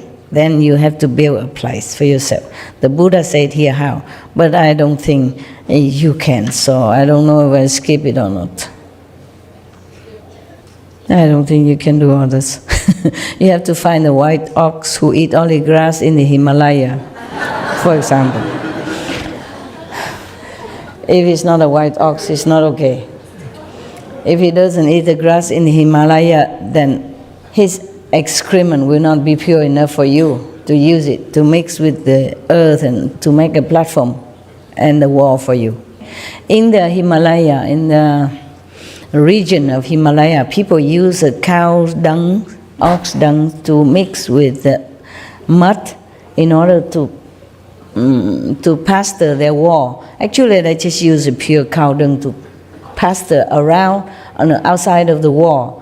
And then they meditate in there or they live in there. Mostly it's for the meditator, they do that. Also, this kind of very effective to prevent mosquitoes and insects to come in your house. Yeah? It's funny. It's like that. Huh? It's antibacterial. Yes, and it's very safe. They do that on the floor before eating the food. Yeah, also, yes. They clean the house and all that, and then they plaster it with cow's dung. But it must be purer cow dung, okay? Because if the cow eating all kind of not pure food or garbage outside, that might not be effective. at least psychologically or spiritually. Yeah, people use cow dung a lot in India. They use it for cooking. Yes, they use it for the floor. For, huh? It's good internal as well. Yes. Yes, some people use it to cure their sickness. Yes, some people catch the cow dung fresh and consume it as well. This is for you, Westerner, and other people. It seems like something you should not do, but that's what they do, and it really helps. Well, at least it helps them. I never tried, so I cannot guarantee to you. You can try and tell me. Yeah. And then they use it to prepare some kind of spiritual initiation platform, and mostly they smear around their house, outside of the wall, you know, inside also and outside, and then they paint it on. Yeah, it's what you said about Gomata, the cow being so pure. Everything from the cow is used. And in Srimad Bhagavad Gita, it's also said that the medicinal purposes, they use it in all medicines because everything from the cow is sacred. Yeah. And it was Lord Krishna's favorite animal. Yeah. So everything they use, the fuel, and the gopis who used to move with Lord Krishna, everything would be with cow dung. Long time ago, I told some of residents, I don't know if it's recorded, I told some of the residents that the cows are from the 5th level. Did you ever heard? Yes. Is it recorded? Yes. Okay. Maybe that's the reason. The Indian practitioners, the pure people, they knew the origin of the cow. Maybe that's why they worship the cows in India. You know that? I mean, most people, not all nowadays. Yes, sir? They're doing organic farming using cow urine. Like they have 10, 15 cows together. Instead of watering the plant, they use cow urine as an organic farming. Yeah, okay. They use many things of the cows, and they worship the cows too. When they see the cow, I saw some Hindu people, they go and touch the cow and touch their forehead. They touch the cow's feet and touch their forehead. It's as if you prostrate to the cow's feet. If you touch somebody's feet and touch your forehead, it's a sign of respect. Correct? It is part of a tradition for a woman to, after get married, she actually feeds cow for certain number of days to have safety of the husband. Oh, very good. Wonderful. Wonderful. You see that? So I have always told you that a country, rich or not, materially doesn't matter too much. But spiritually rich, it matters. Yeah? And some people who are not used to Indian tradition or Tibetan or maybe in Asian tradition, they think what they're doing superstitious. It's not like that. Just because they don't see with spiritual eye what the people are doing or what the animals are or what the trees are. Just like one of your brother, he touched a tree and he fell. These like electric currents or something that respond to him, yeah, in blessing and love. You mentioned about the cow, how spiritual it is. And there's a book that I read many years ago before I knew you. And the book, it's To Know Yourself. And halfway in the book, there was this figure as a cow. And I read it, the whole book. And at the end of the book says, if I see the figure. You seen the figure yourself? And I didn't. No, I didn't. So I went back and read it, and that's when I see it. I see the figure in the book, and probably it was that when you know yourself, you see yourself as the cow. Oh, I see. Understand. You didn't grow any horn yet, so I don't know if you're a cow or not. Okay. So anyway, the people who know the spiritual dimension of animals or trees, they worship them. And then we, sometimes ignorant, civilized, educated people, thinking, oh, that's just, they worship things, it's not worthy and stuff like that, okay? They worship mountain, river, they all have goddesses in there. The river have gods, the mountain have gods, and they're all blessing people all the time. It's just we don't see it. If you actually see the picture of the cow, there are all the gods and goddesses painted on each part of the body of the cow. That's Oh, Indian tradition. see that? And the government of India is banning slaughtering of the cows, and the government already banned animals Yeah. in the zoo and everything. I saw saw it in some, Supreme Master yeah. TV. Very good. And Supreme Master is donating money to take care of those people who are suffering. Supreme Master donating? Yes, yes. I donate it. Yes. Just You are- joking. you are It's the Supreme same. Master. We donate it. Okay. Yes, All right, $85,000. Thank Yeah. you, Master. It's okay. No, we should. All of us should do that. Okay? Not just Supreme Master TV. But I do what I can. Only one person. All right. Hey. Yeah. Tell. They announced officially that in India more people become vegan. Yeah. Yeah. Of course they should. It was very beautiful. Yeah, Just few India weeks is ago. supposed to be a spiritual country. The most, yeah. They should be back to the origin, you know. Originally, they were like that. Yes, Master. Most of the NRIs like me who are staying here, who settled in America, they are doing whatever they could do, like constructing the water tanks and providing mosquito-free zones and electricity. And now it has reached to so many people, and people are not waiting for the government to respond. They are doing whatever they could do. And all the political leaders are also mobilizing NRIs. They're actually coming here and asking money from us and taking their money back and showing the accounts properly. It is done, it's not misused. So there's a lot of change and awareness. Very good. Actually, Indians should do that because Indians are supposed to be the cradle of spirituality. All the masters, mostly from India. And some master went to India to study and then came back to teach their country people. Yeah. There are a lot of Loving Hut restaurants in India, and I was actually doing translation of all these things into my local language, Telugu. So I do not have a job for the last 1.5 years. Oh. So after I started doing translation, I got 3 jobs. Oh.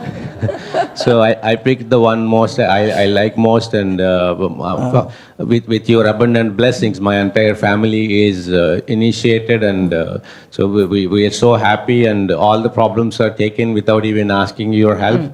So I just want to have a question, if with your permission, I want to ask. My son is initiated when he was 11 years old, Yes. so 12 years old. Now he's 16 years old, and he believes you very much, and he does meditation. And recently he has been influenced by the school. He's going to he's in high school. He's going to college next year.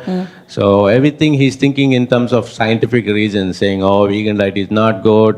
Proteins are not there."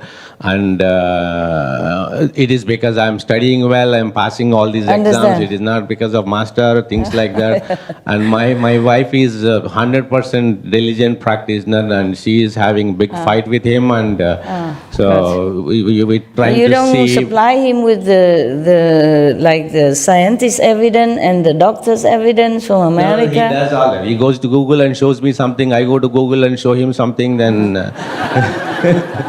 then the last week, and we had an argument. He got out of the car and he ran away. Then I got to call the police and bring him back, and all kinds of stuff. Oh, let it be. Yeah, should we go easy on him or tough on him? That's what our dilemma is. Let it be, okay? Yeah. Because teenagers, they are Yeah, rebellious in yeah. nature, you know? They hate you for nothing. Right, yes.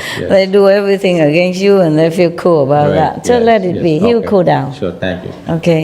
It's just sometimes the society is stronger than one family. That's the problem. It's very sad, you know. Sometimes it happens. Don't worry. Let it be, okay? Let me pray for him, meditate for him, share with him your marriage. He'll be fine, okay? In China, they say the society is a big dying tub.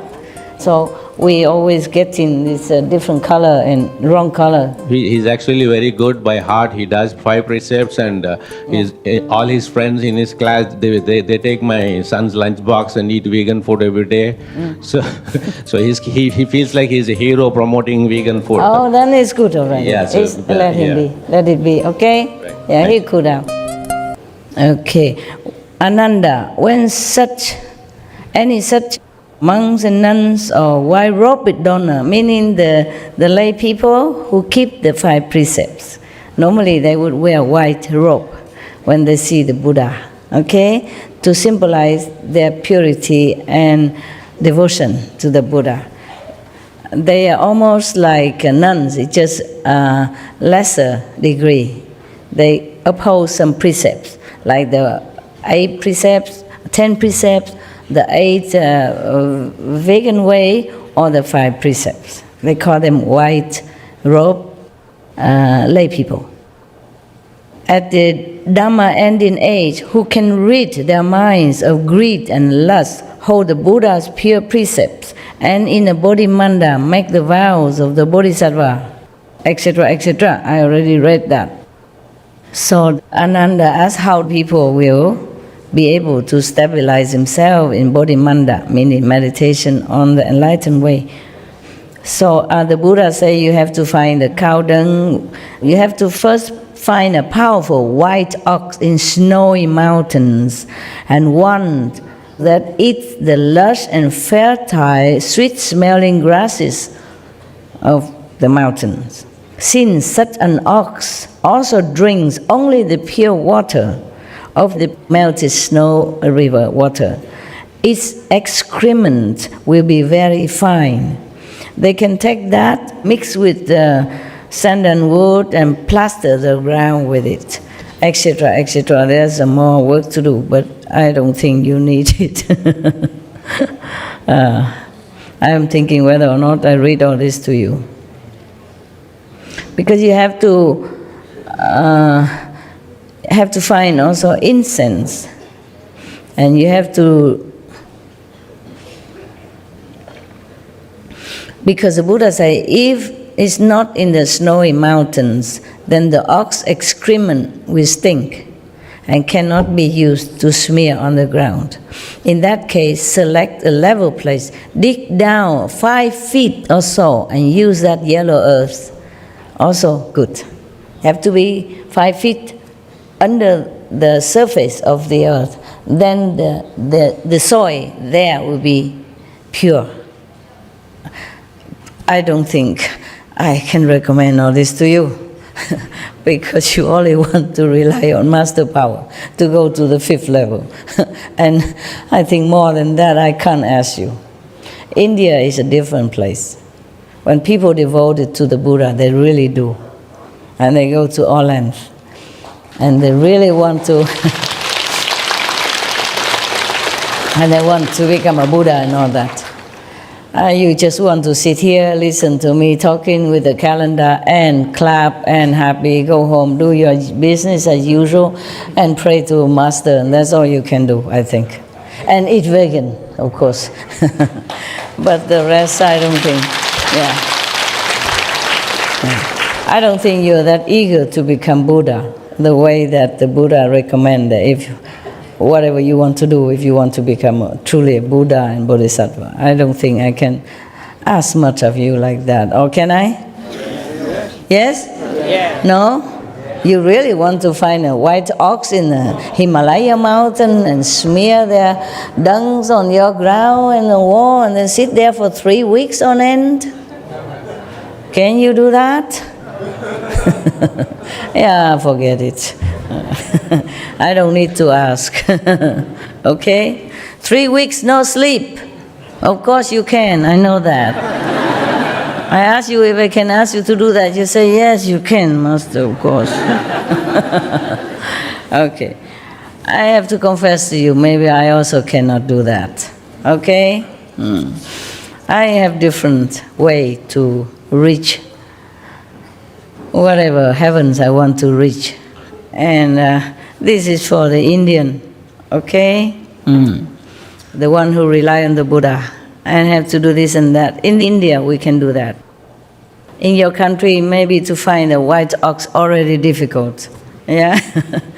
Or to dig under the ground, 5 feet underground to find the yellow earth, a lot of them, enough to make a platform for you and make the wall around you to sit there 3 weeks without sleeping.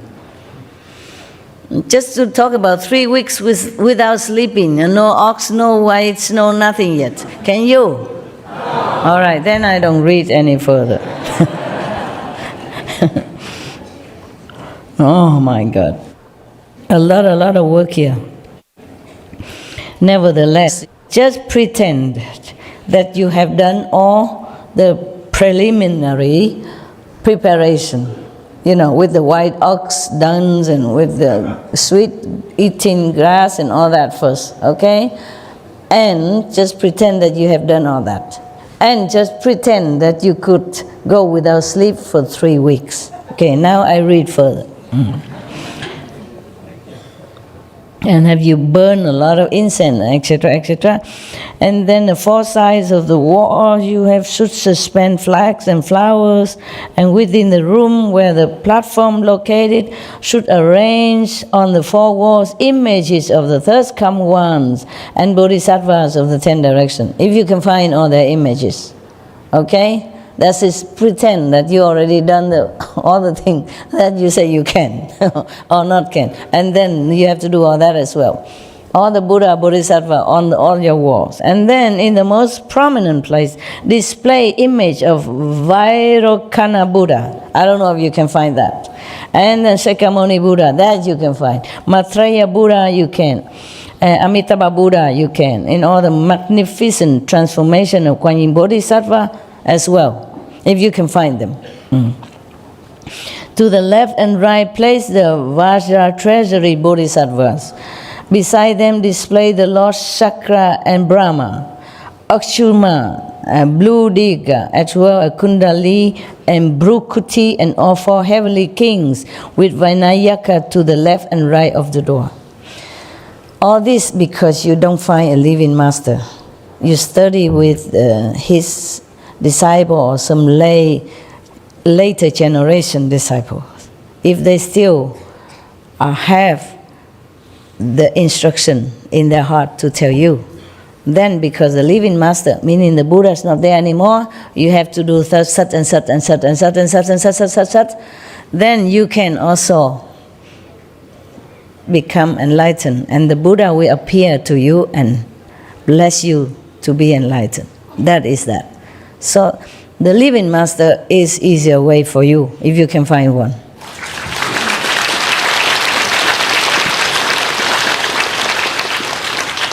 There's some more. So many Buddha image and Bodhisattva and heavenly being already. Some more coming. In case you want to try. Yeah. Then suspend 8 mirrors in the space around the platform, so that they are exactly opposite the mirrors on the platform. Can you remember all that? No. This will allow the reflections in them to interpenetrate ad infinitum. And during the first 7 days, bow sincerely to the third come ones of the 10 directions. Every day, bow, non-stop. To the great bodhisattvas and to the names of the arhats, if you know all of them, okay? If you can find their names in any sutra or by any chance. But that was just almost immediately, a few hundred years after Buddha died, after the Buddha Nirvana. Now it's too far away already. It's very difficult to trace down all these names of Buddha, Bodhisattva, even if you want to. So a living master is the best, okay? Find one.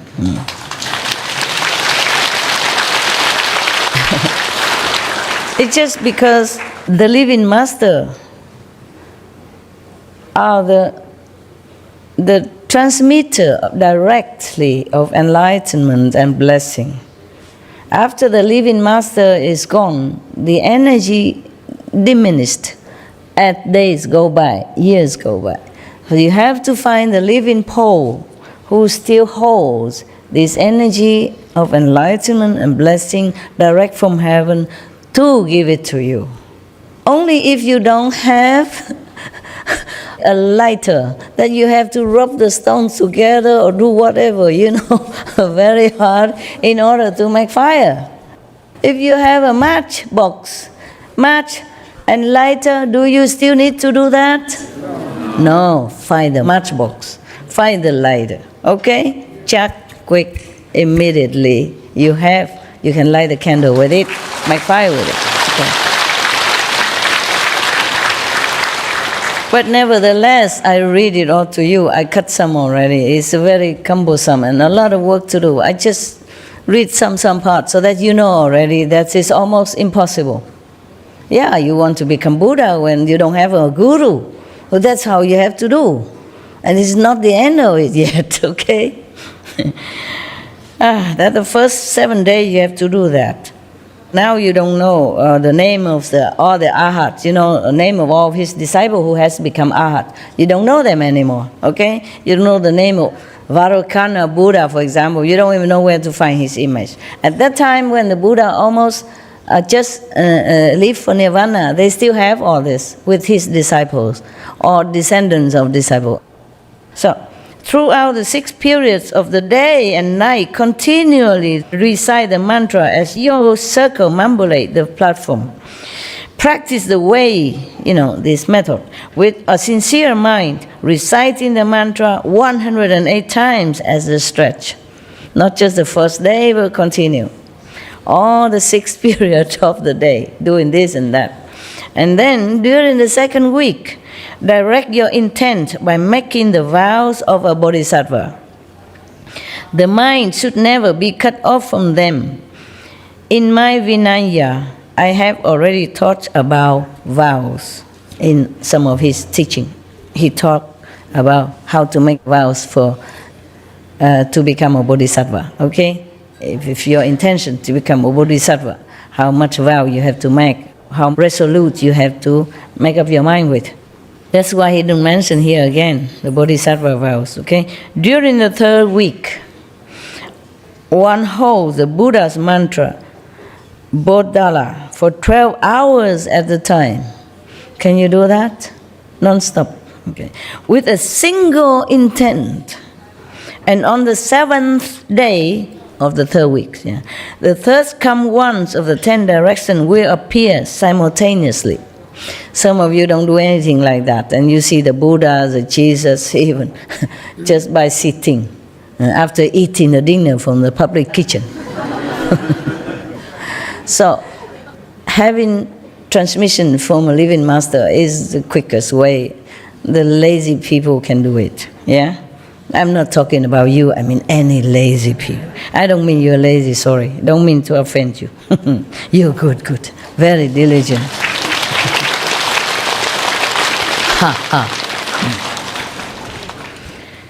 So they will appear to you if you do all that for 3 weeks long, non-stop, single-mindedly, bowing, reciting, meditating, praying, and incense, and etc., and all these formula at one time.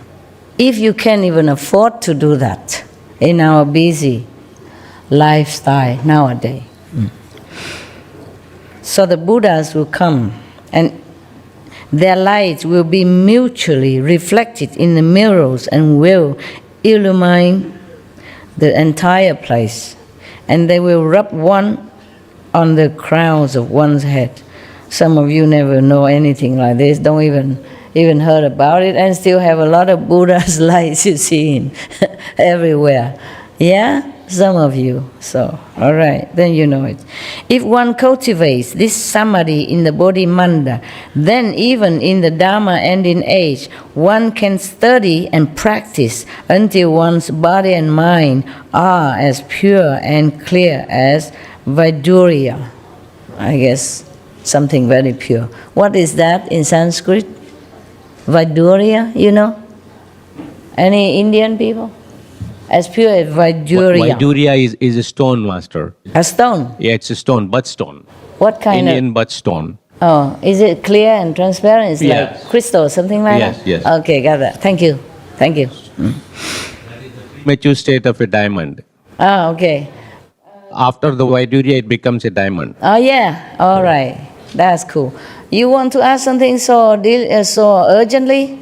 When I was listening to you at first talk about the different Buddhas and the way to become a Buddha and to go through all of these different rituals, and I was going to say that what you've said, a living master, having you as a master, we can bypass all of these rituals because we can't get to those points anyway. If you can't find all of this, is no, you don't have time for loose ends. But we have you as a living master. And everybody needs a living master to achieve what we're trying to do. Yeah. And so that was the point. But then you started touching on these things and cleared that up. All right. Thank you for your opinion. A valuable advice. Thank you. Yeah, that's what it is. Yes. The Indian people, they know this inside out. Every sutra, every book of Vedas emphasize always living master, living master, living master. In those days, the gurus are very few. You can count on fingers. That is why all these procedures are available. Right now, we have the Himalayas is right here. So Except no snow. All right, love. All right, love. I was wondering why you Indian come all the way to Taiwan to find your guru. that's the quality matter, master, not quantity. We have it in India, yes, okay. We don't want to say any comparison, okay? This might be offending. All the gurus should be respected. It depends on your level, you know? If you are not ready to a higher dimension or teaching, then you cannot just blame any master. Master, I was told by the holy man that I met, he told me that in his own life, he was fortunate enough to meet 5 enlightened masters.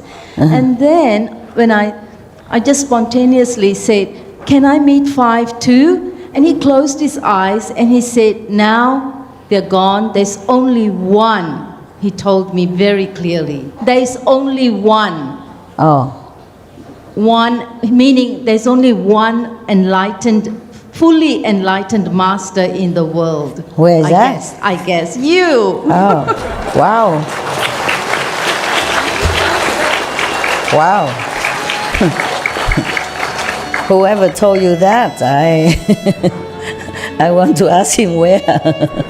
Well, thanks to your master, huh? He is a good one. All right. If you believe that, it's good for you. If you have proof for that, good for you. If you don't have proof for that, don't blame me. Huh?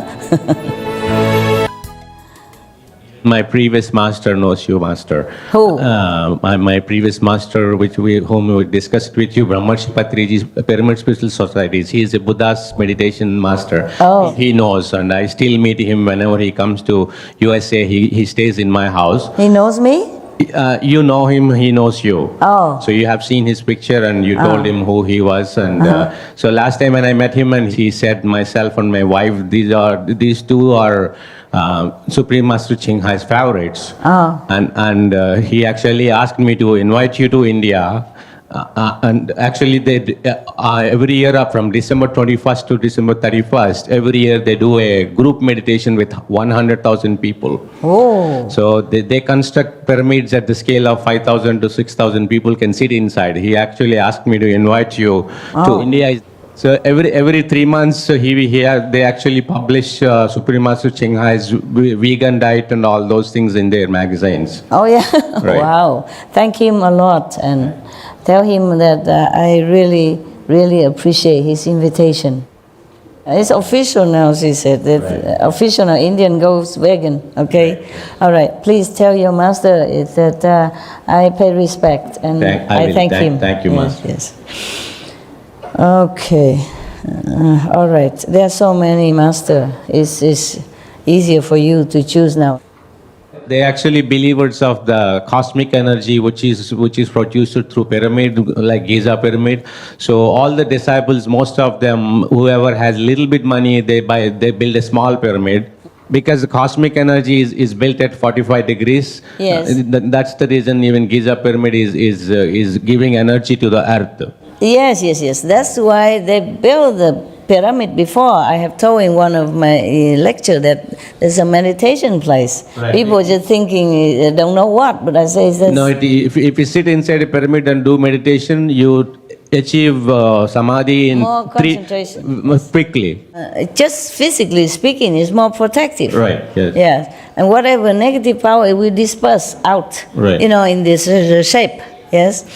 And I told a long time ago, I don't know if it's recorded or not, that because Some people ask me, what's a pyramid is for? Is it a tomb or something? I said, no, in the old time, people built it just to meditate. It's a meditation place.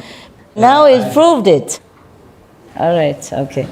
So do what you can to help yourself. But I don't think that the London people can build pyramid into their little apartment. It's very expensive in London, for example, Paris,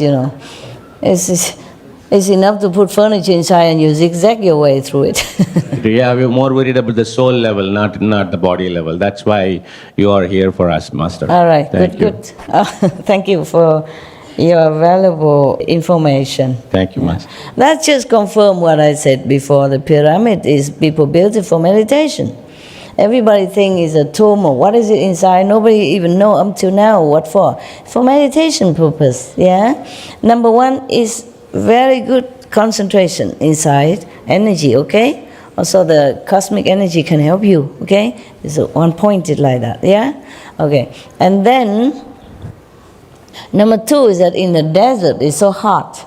The pyramid is very thick, the wall diameter, very thick, and it's so cool inside, as if you stay in a normal. The basic reason pyramids were constructed is Egyptians believe that the person who dies, they will be reborn again. That's why they use it to mummify the body and put it inside the pyramid. The body will be born again?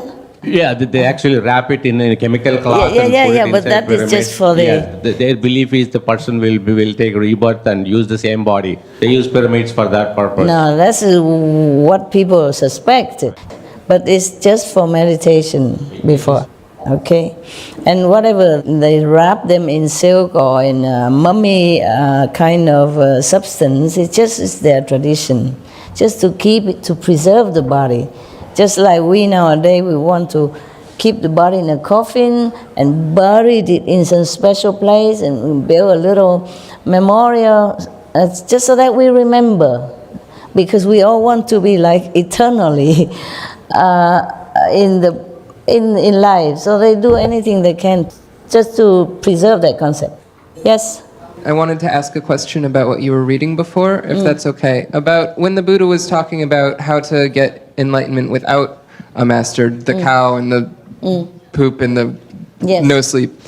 Did he mean, I wondered if he meant to say that like literally as in doing these things will actually, or did he mean it more like a parable as far as like the impossibility of finding enlightenment without a master? Maybe so also, yeah? But he really mean it.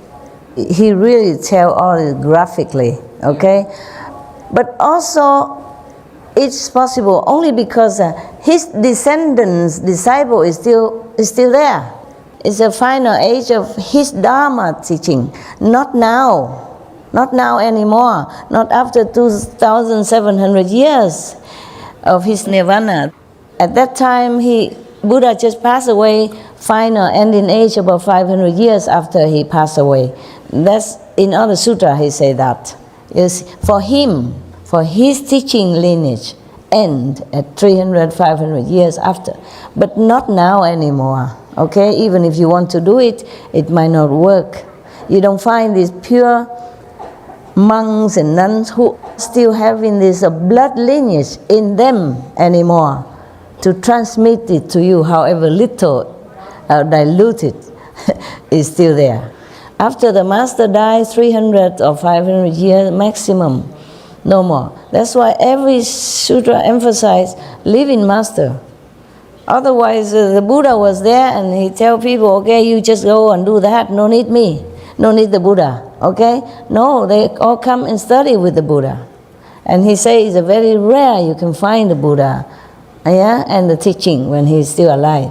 This is for his descendants, disciple, who still have pure, if they're pure in the precepts, and they had already the lineage is still going, not as strong as when the Buddha alive, because they transmit it like from the first successor, yeah, from the Buddha, and then to the second successor of that successor, and the third successor of the successor, and so on and so forth. Just like after the 10th Guru of the Sikh passed away, well before that, he said no more no more gurus of the Sikh. Only study the scripture. Because at that time, that's the best he can offer to his disciples. Because he knows the 9th master has gone. He's the last one. And there's no more bloodline, no more spiritual bloodline to pass on to the next generation. So he said, just study the scripture. It's better than nothing. In the scripture, at least it's mentioned Nam, mentioned precept, mentioned purity, mentioned God, devotion. The people who can follow that and attain some level of understanding of Godhood, and then maybe they're lucky they find living master. Okay?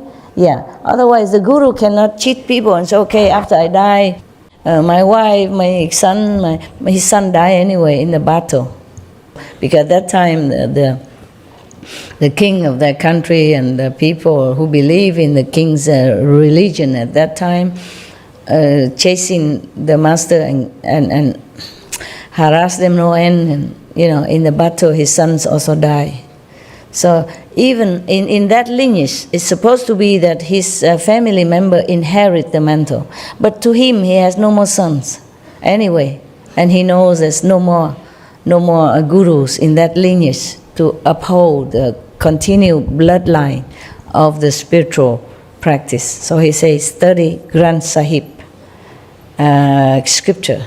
At least these are the teaching of the gurus, the true gurus, 10 of them.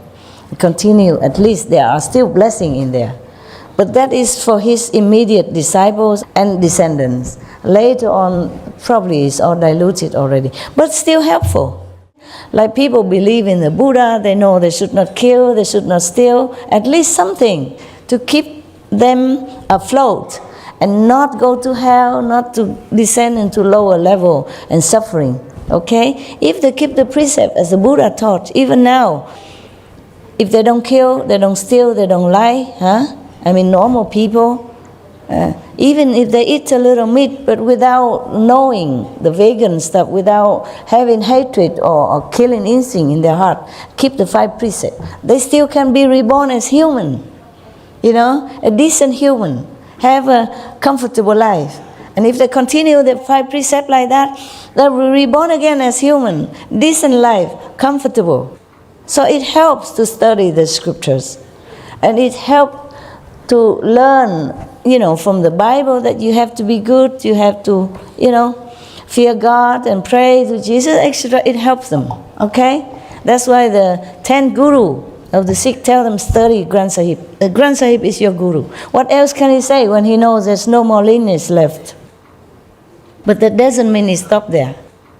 It could be that one of his disciple or descendants of the disciple continue studying together a little while longer, and it could be that one of the master descend into that lineage afterward, after the 10 guru passed away. And then he became a master, and then continue the lineage in elsewhere, not in his family lineage. You got that? Because it's like this. In the Sikh system, from the first guru to the 10th, it ends there. Why is that? Because one of the family member of the master have a very selfish wish. One of the earlier Sikh master has a daughter, okay. The Sikh master, they're married, okay? But they don't indulge in, physical sensation the way normal people do. They just sometimes have a corporal contact so that they can have children, okay? It's just tradition to have children. So they have 2 or 3 children, maybe like that. Once a year or twice a year to be together with wife, nothing more. Now, one of the master has a daughter, okay? She was sitting with him. Even if she's a daughter of a master, she always had to sit lower than the master. Even a wife or the mother of the master always sit lower than the guru, all the time, in India like that. That you're not allowed to sit, it's just tradition. Out of respect, you don't sit the same height as the master, that's all. Okay, so this daughter, she sat on the ground. And the master of the Sikh at that time, earlier master, not the 10th, but before that. And then he sat on his bed to meditate. Yes.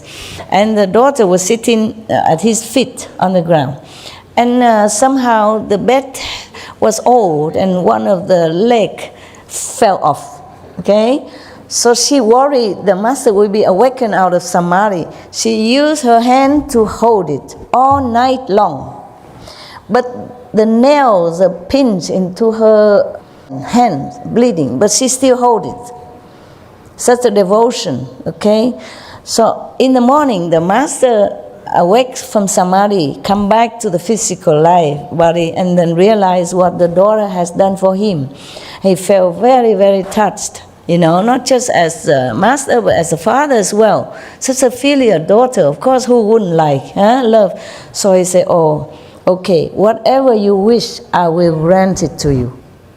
Normally, master don't say that to anyone because they just let the disciple develop according to their understanding and karma. The master don't favor any disciple and say, okay, I will grant you wish because I like you, because you are my daughter, you are my wife, you are my son. No, no, no, no. Or you are my favorite disciple, or you give me $1 million, nada.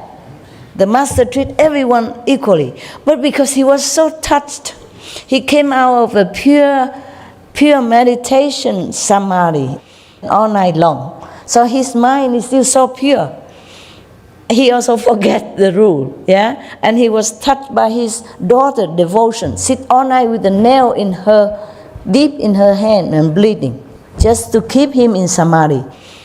Because she knows the master meditates is very important for the disciples, for the world. So she sacrificed, sit like that instead of the leg of the bed.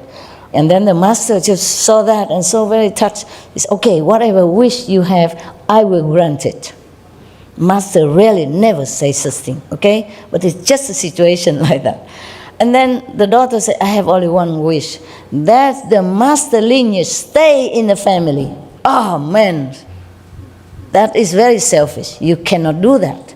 The master lineage should be passed on. The master mantle should be passed on to whoever worthy and enlightened and selflessly devoted to humankind, for all beings. Not because a family member.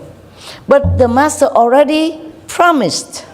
So he has to hold it, even though he was aghast as her request. Because he can foresee that this selfish wish will bring bloodshed into the Sikhism. At that time, there was no Sikhism of thirst.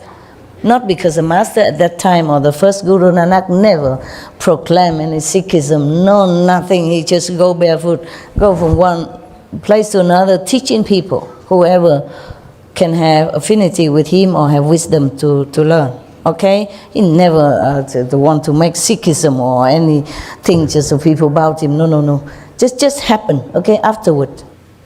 Because the king of that country at that time and his government seek to destroy other religion and other preachers like Guru Nanak and his later successor. That's why we had trouble with at that time. So they have to have some kind of defense kind of system for the disciple, and they call him to Sikh.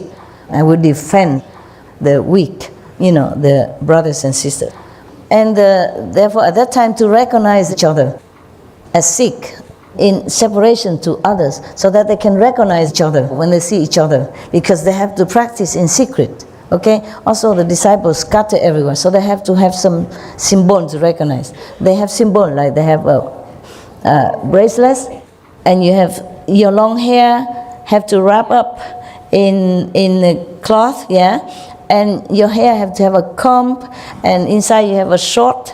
What else I forgot? 5 things. Right? 5K. 5K? Yeah, 5K. Everything starts with K letter, so it's called 5K. Everything go with K. Okay, a comb, bracelets, and knife. Huh? A knife or a dagger. A dagger. And the underwear short. A short. This so that you.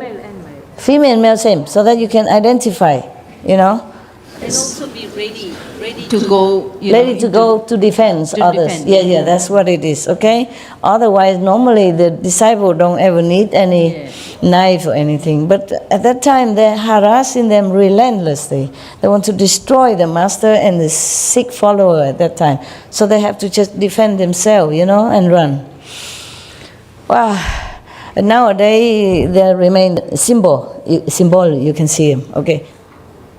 You see, so even the master daughter and disciple are still that ignorant to wish like that, to wish that the master mantle always remain in the family. Family member not necessarily enlightened or worthy to be a master. She is a good example for that, no? Otherwise she would never ever think of even keep the mantle of mastership in her family. You see that? But the master already promised, so it goes like that. So from then on, their family member inherit the mantle of the Sikhism, as far as if they have son, okay? A daughter, no. I think not at that time, no. So because of that, the Sikhism, from then on up to the 10th master, always there's a bloody battlefield. Always a lot of war and killing and, oppressing from the government, whatever government at that time. The master knew it, but, a master promised you can't go backward. Can go back on that. Whew. Well, I don't have a daughter per se to hold my bed. I have a sofa, it's safer. The sofa is always safe. Even if you fell down, you don't fall too far. Anyway, good. That's why I don't have any daughter, son, or whatever sit next to me. I avoid that in case. But I also don't think we should have any success. Up to now, not yet. But who knows in the future, maybe. If I have one, I will tell you, okay? On record video.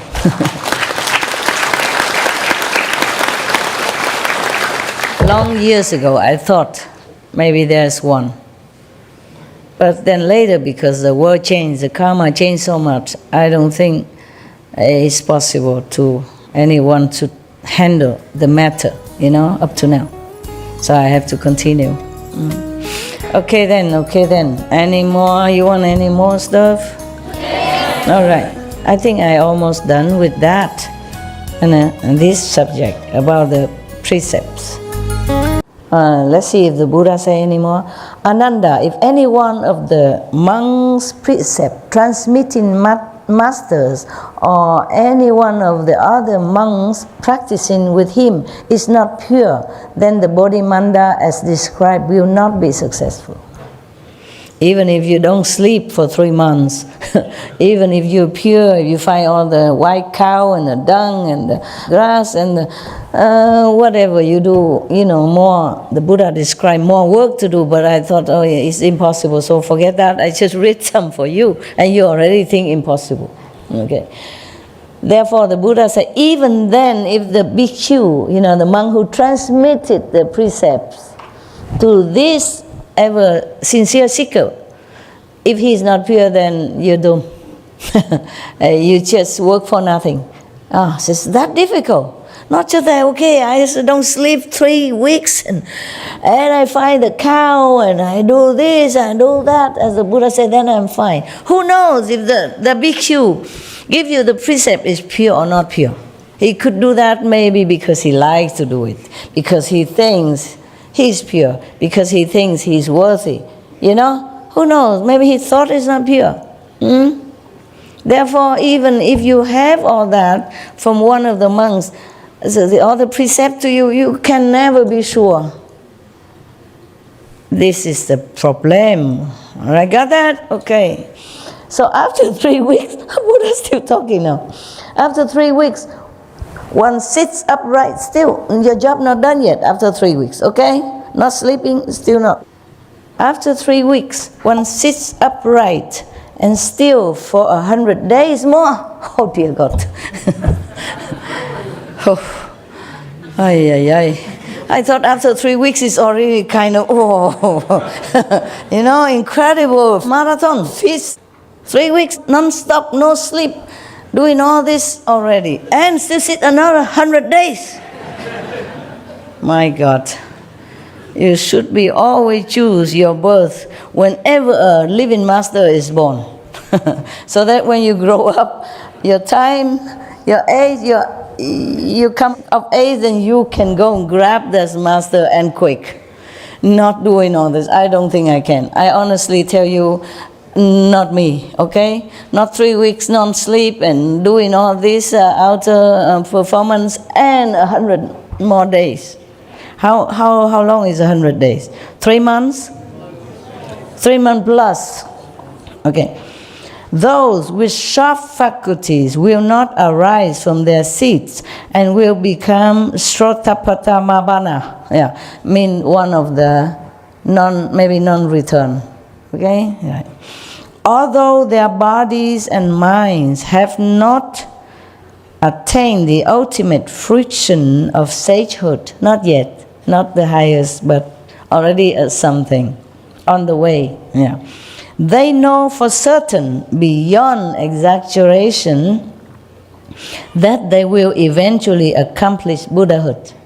Yeah, they are already on the way after all that in 100 days. You have asked, the Buddha said to Ananda, you have asked how the Bodhi Manda is established. This is the way it is done. Ananda bowed at the Buddha's feet and said, after I left the home life, I rely on the Buddha's affectionate regard because I sought erudition. I still have not been certified to the unconditioned, meaning Buddha has not said that he's already, an arhat. Yeah, I told you. When I encountered that Brahma heaven mantra, I was captured by the deviant spell. Though my mind was aware, I had no power to free myself. You understood? No. No, okay. Then I have to use my calendar talk again. What is a Brahma heaven mantra? Ananda went out begging for food. And these prostitute, because they have magical power in their family, okay? She has magical power also. She used a Brahma heaven mantra, meaning that within the 3 worlds, this is the highest mantra, most powerful. No one can resist. She used that to seduce Ananda. And then he was like, blur and dazed, so he just followed her into bedroom. And then she did what she wanted to do with him until he almost gone. But luckily, because he has been with the Buddha, very close to the Buddha. He was the Buddha's attendant day and night, every day. And he was pure, at least for whenever he was. Yes. And of course, he has been with the Buddha with many incarnations, not just this time. Always being his close attendant or his nearby acquaintance, his family, etc., etc., even in the animals' kingdom. So he remembered the Buddha. Last minute, he prayed, Buddha, please help me. I'm falling. And then the Buddha came. Or he sent. Came and recite other kind of mantra to counter this, to oppose this powerful mantra. Then, of course, Ananda is free and he run back, forget his bowl, food, whatever he want to do, run back. So that's why he said here that when I encounter that Brahma heaven mantra from the prostitute, I was captured by the deviant spell, though my mind was aware, but I had no power to free myself. That powerful.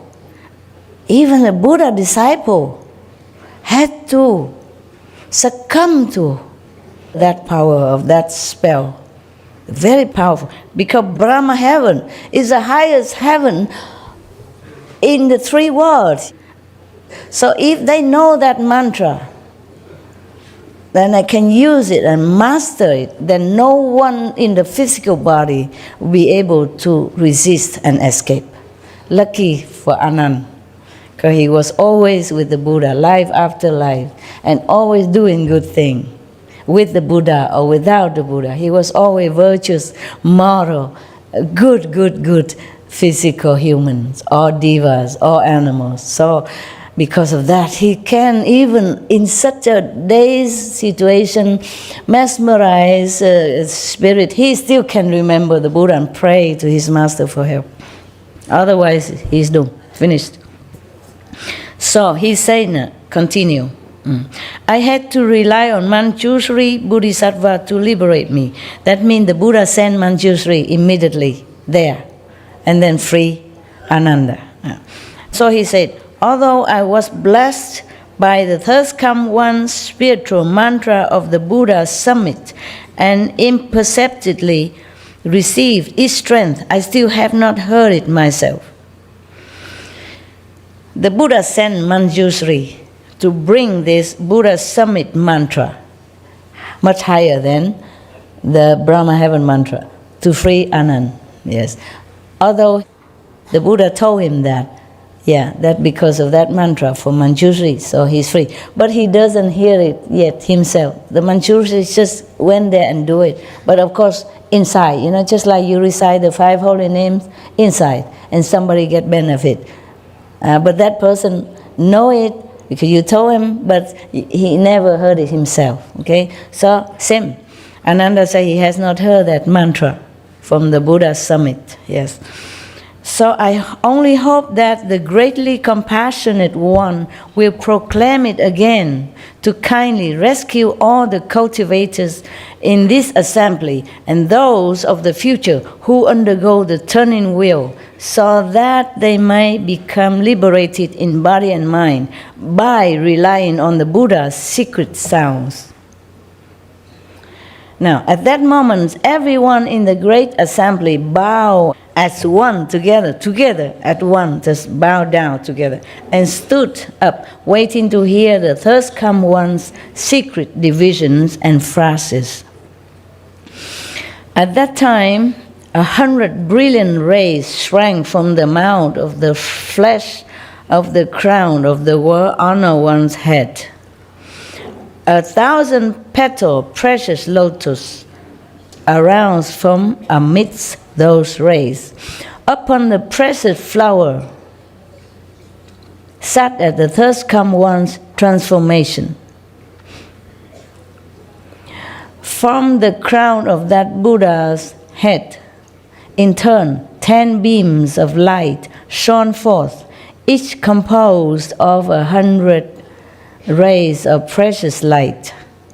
Every one of those glowing rays shone on lands as many as the sands of the 10 Ganges rivers.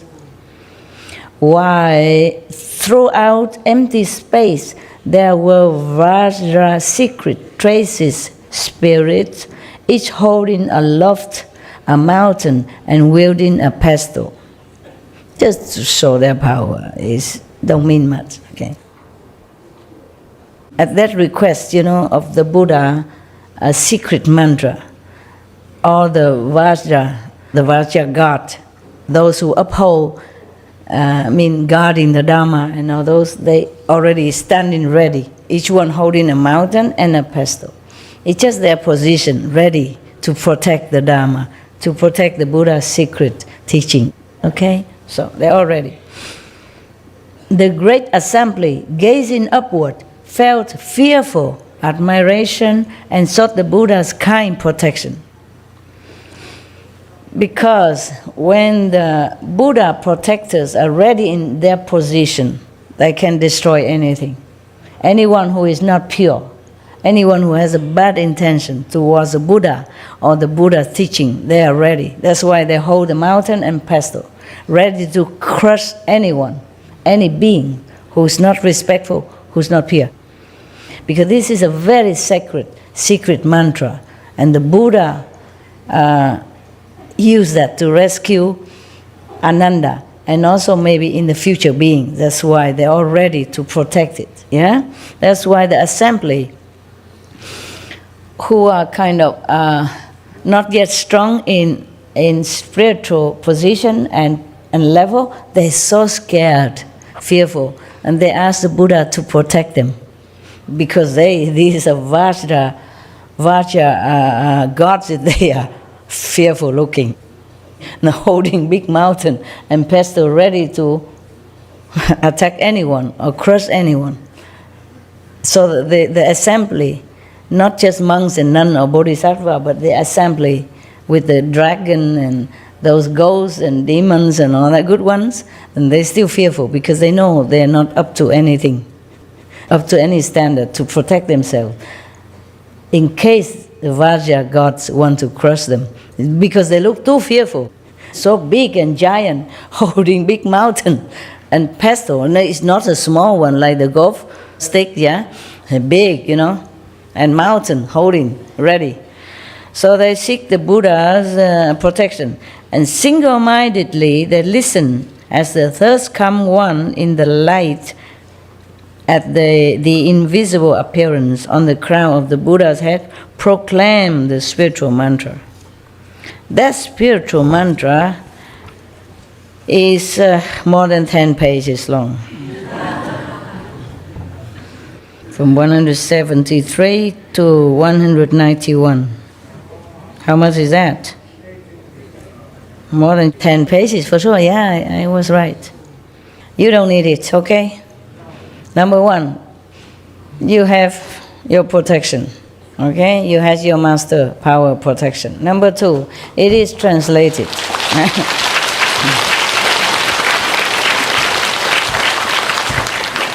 It is translated into Chinese phonetic, and I can't guarantee if it works. It might work if you're really sincere, of course, but it's 20 pages long. If you keep reciting it, maybe it works. You want me to recite it? No need, huh? Okay. Whew, it takes a long time to recite. Maybe another time if I have to, okay? If it's good for you. Maybe another time. I will ask the Buddha whether or not I have enough power to recite it for you. Okay? Not just the words, but you have to have this kind of inside power to recite it, even if it's translated into just phoneticized Chinese. Got that? Okay. All right. The Buddha praised this secret mantra. Okay? Very, very much. But I think we end it here now. Tomorrow we continue. But maybe with the mantra, maybe not.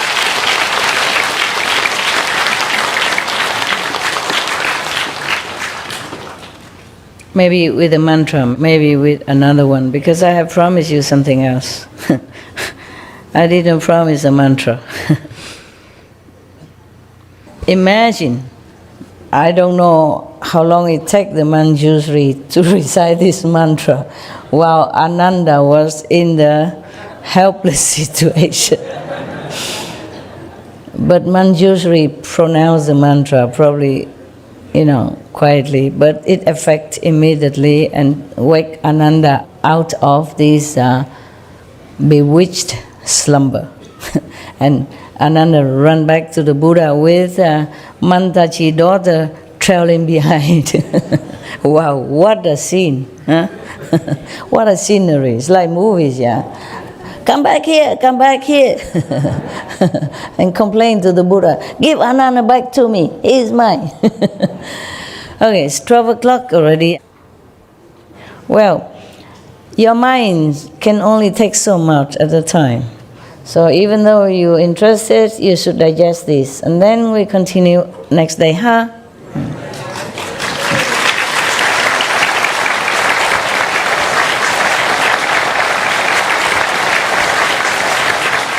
Tonight I will sleep in a tent like you. I will enjoy it. Fresh air, you know.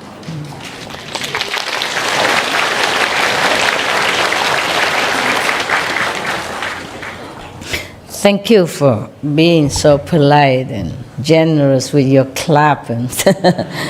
Your clapping. Okay. Next time, any unnecessary question or not urgent question, please wait until I finish. Okay? It's better for all of you.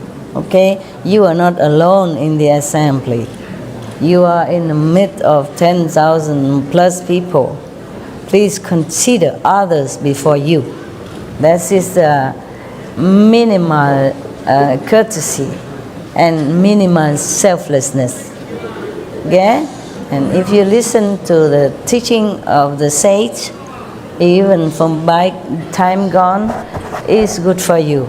Okay? Instead of just thinking of one single question, which it wasn't that important.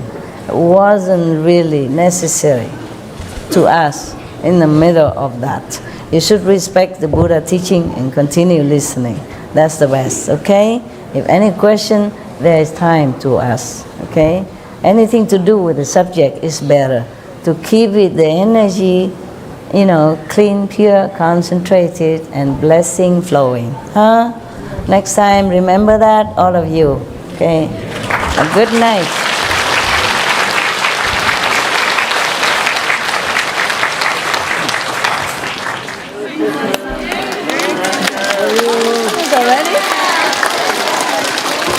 Merry Christmas. Happy New Year. Silent night, holy night, all is calm, all is bright, round yonder the infant so tender and mild. Holy night, silent night, holy night, silent night. See you tomorrow, okay?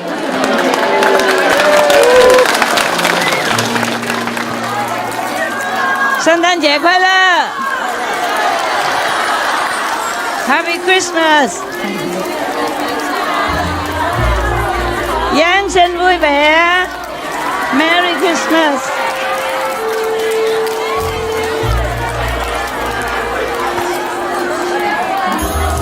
Love you I need Love, love, love, love Love you Love you, love you. Love you.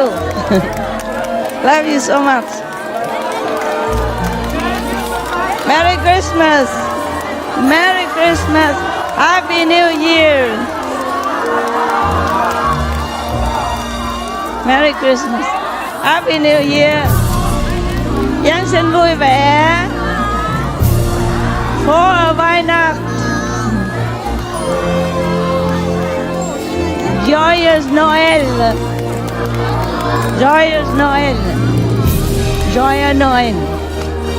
Frohe Weihnacht. Merry Christmas. Giáng sinh vui vẻ. Năm mới mình giỏi.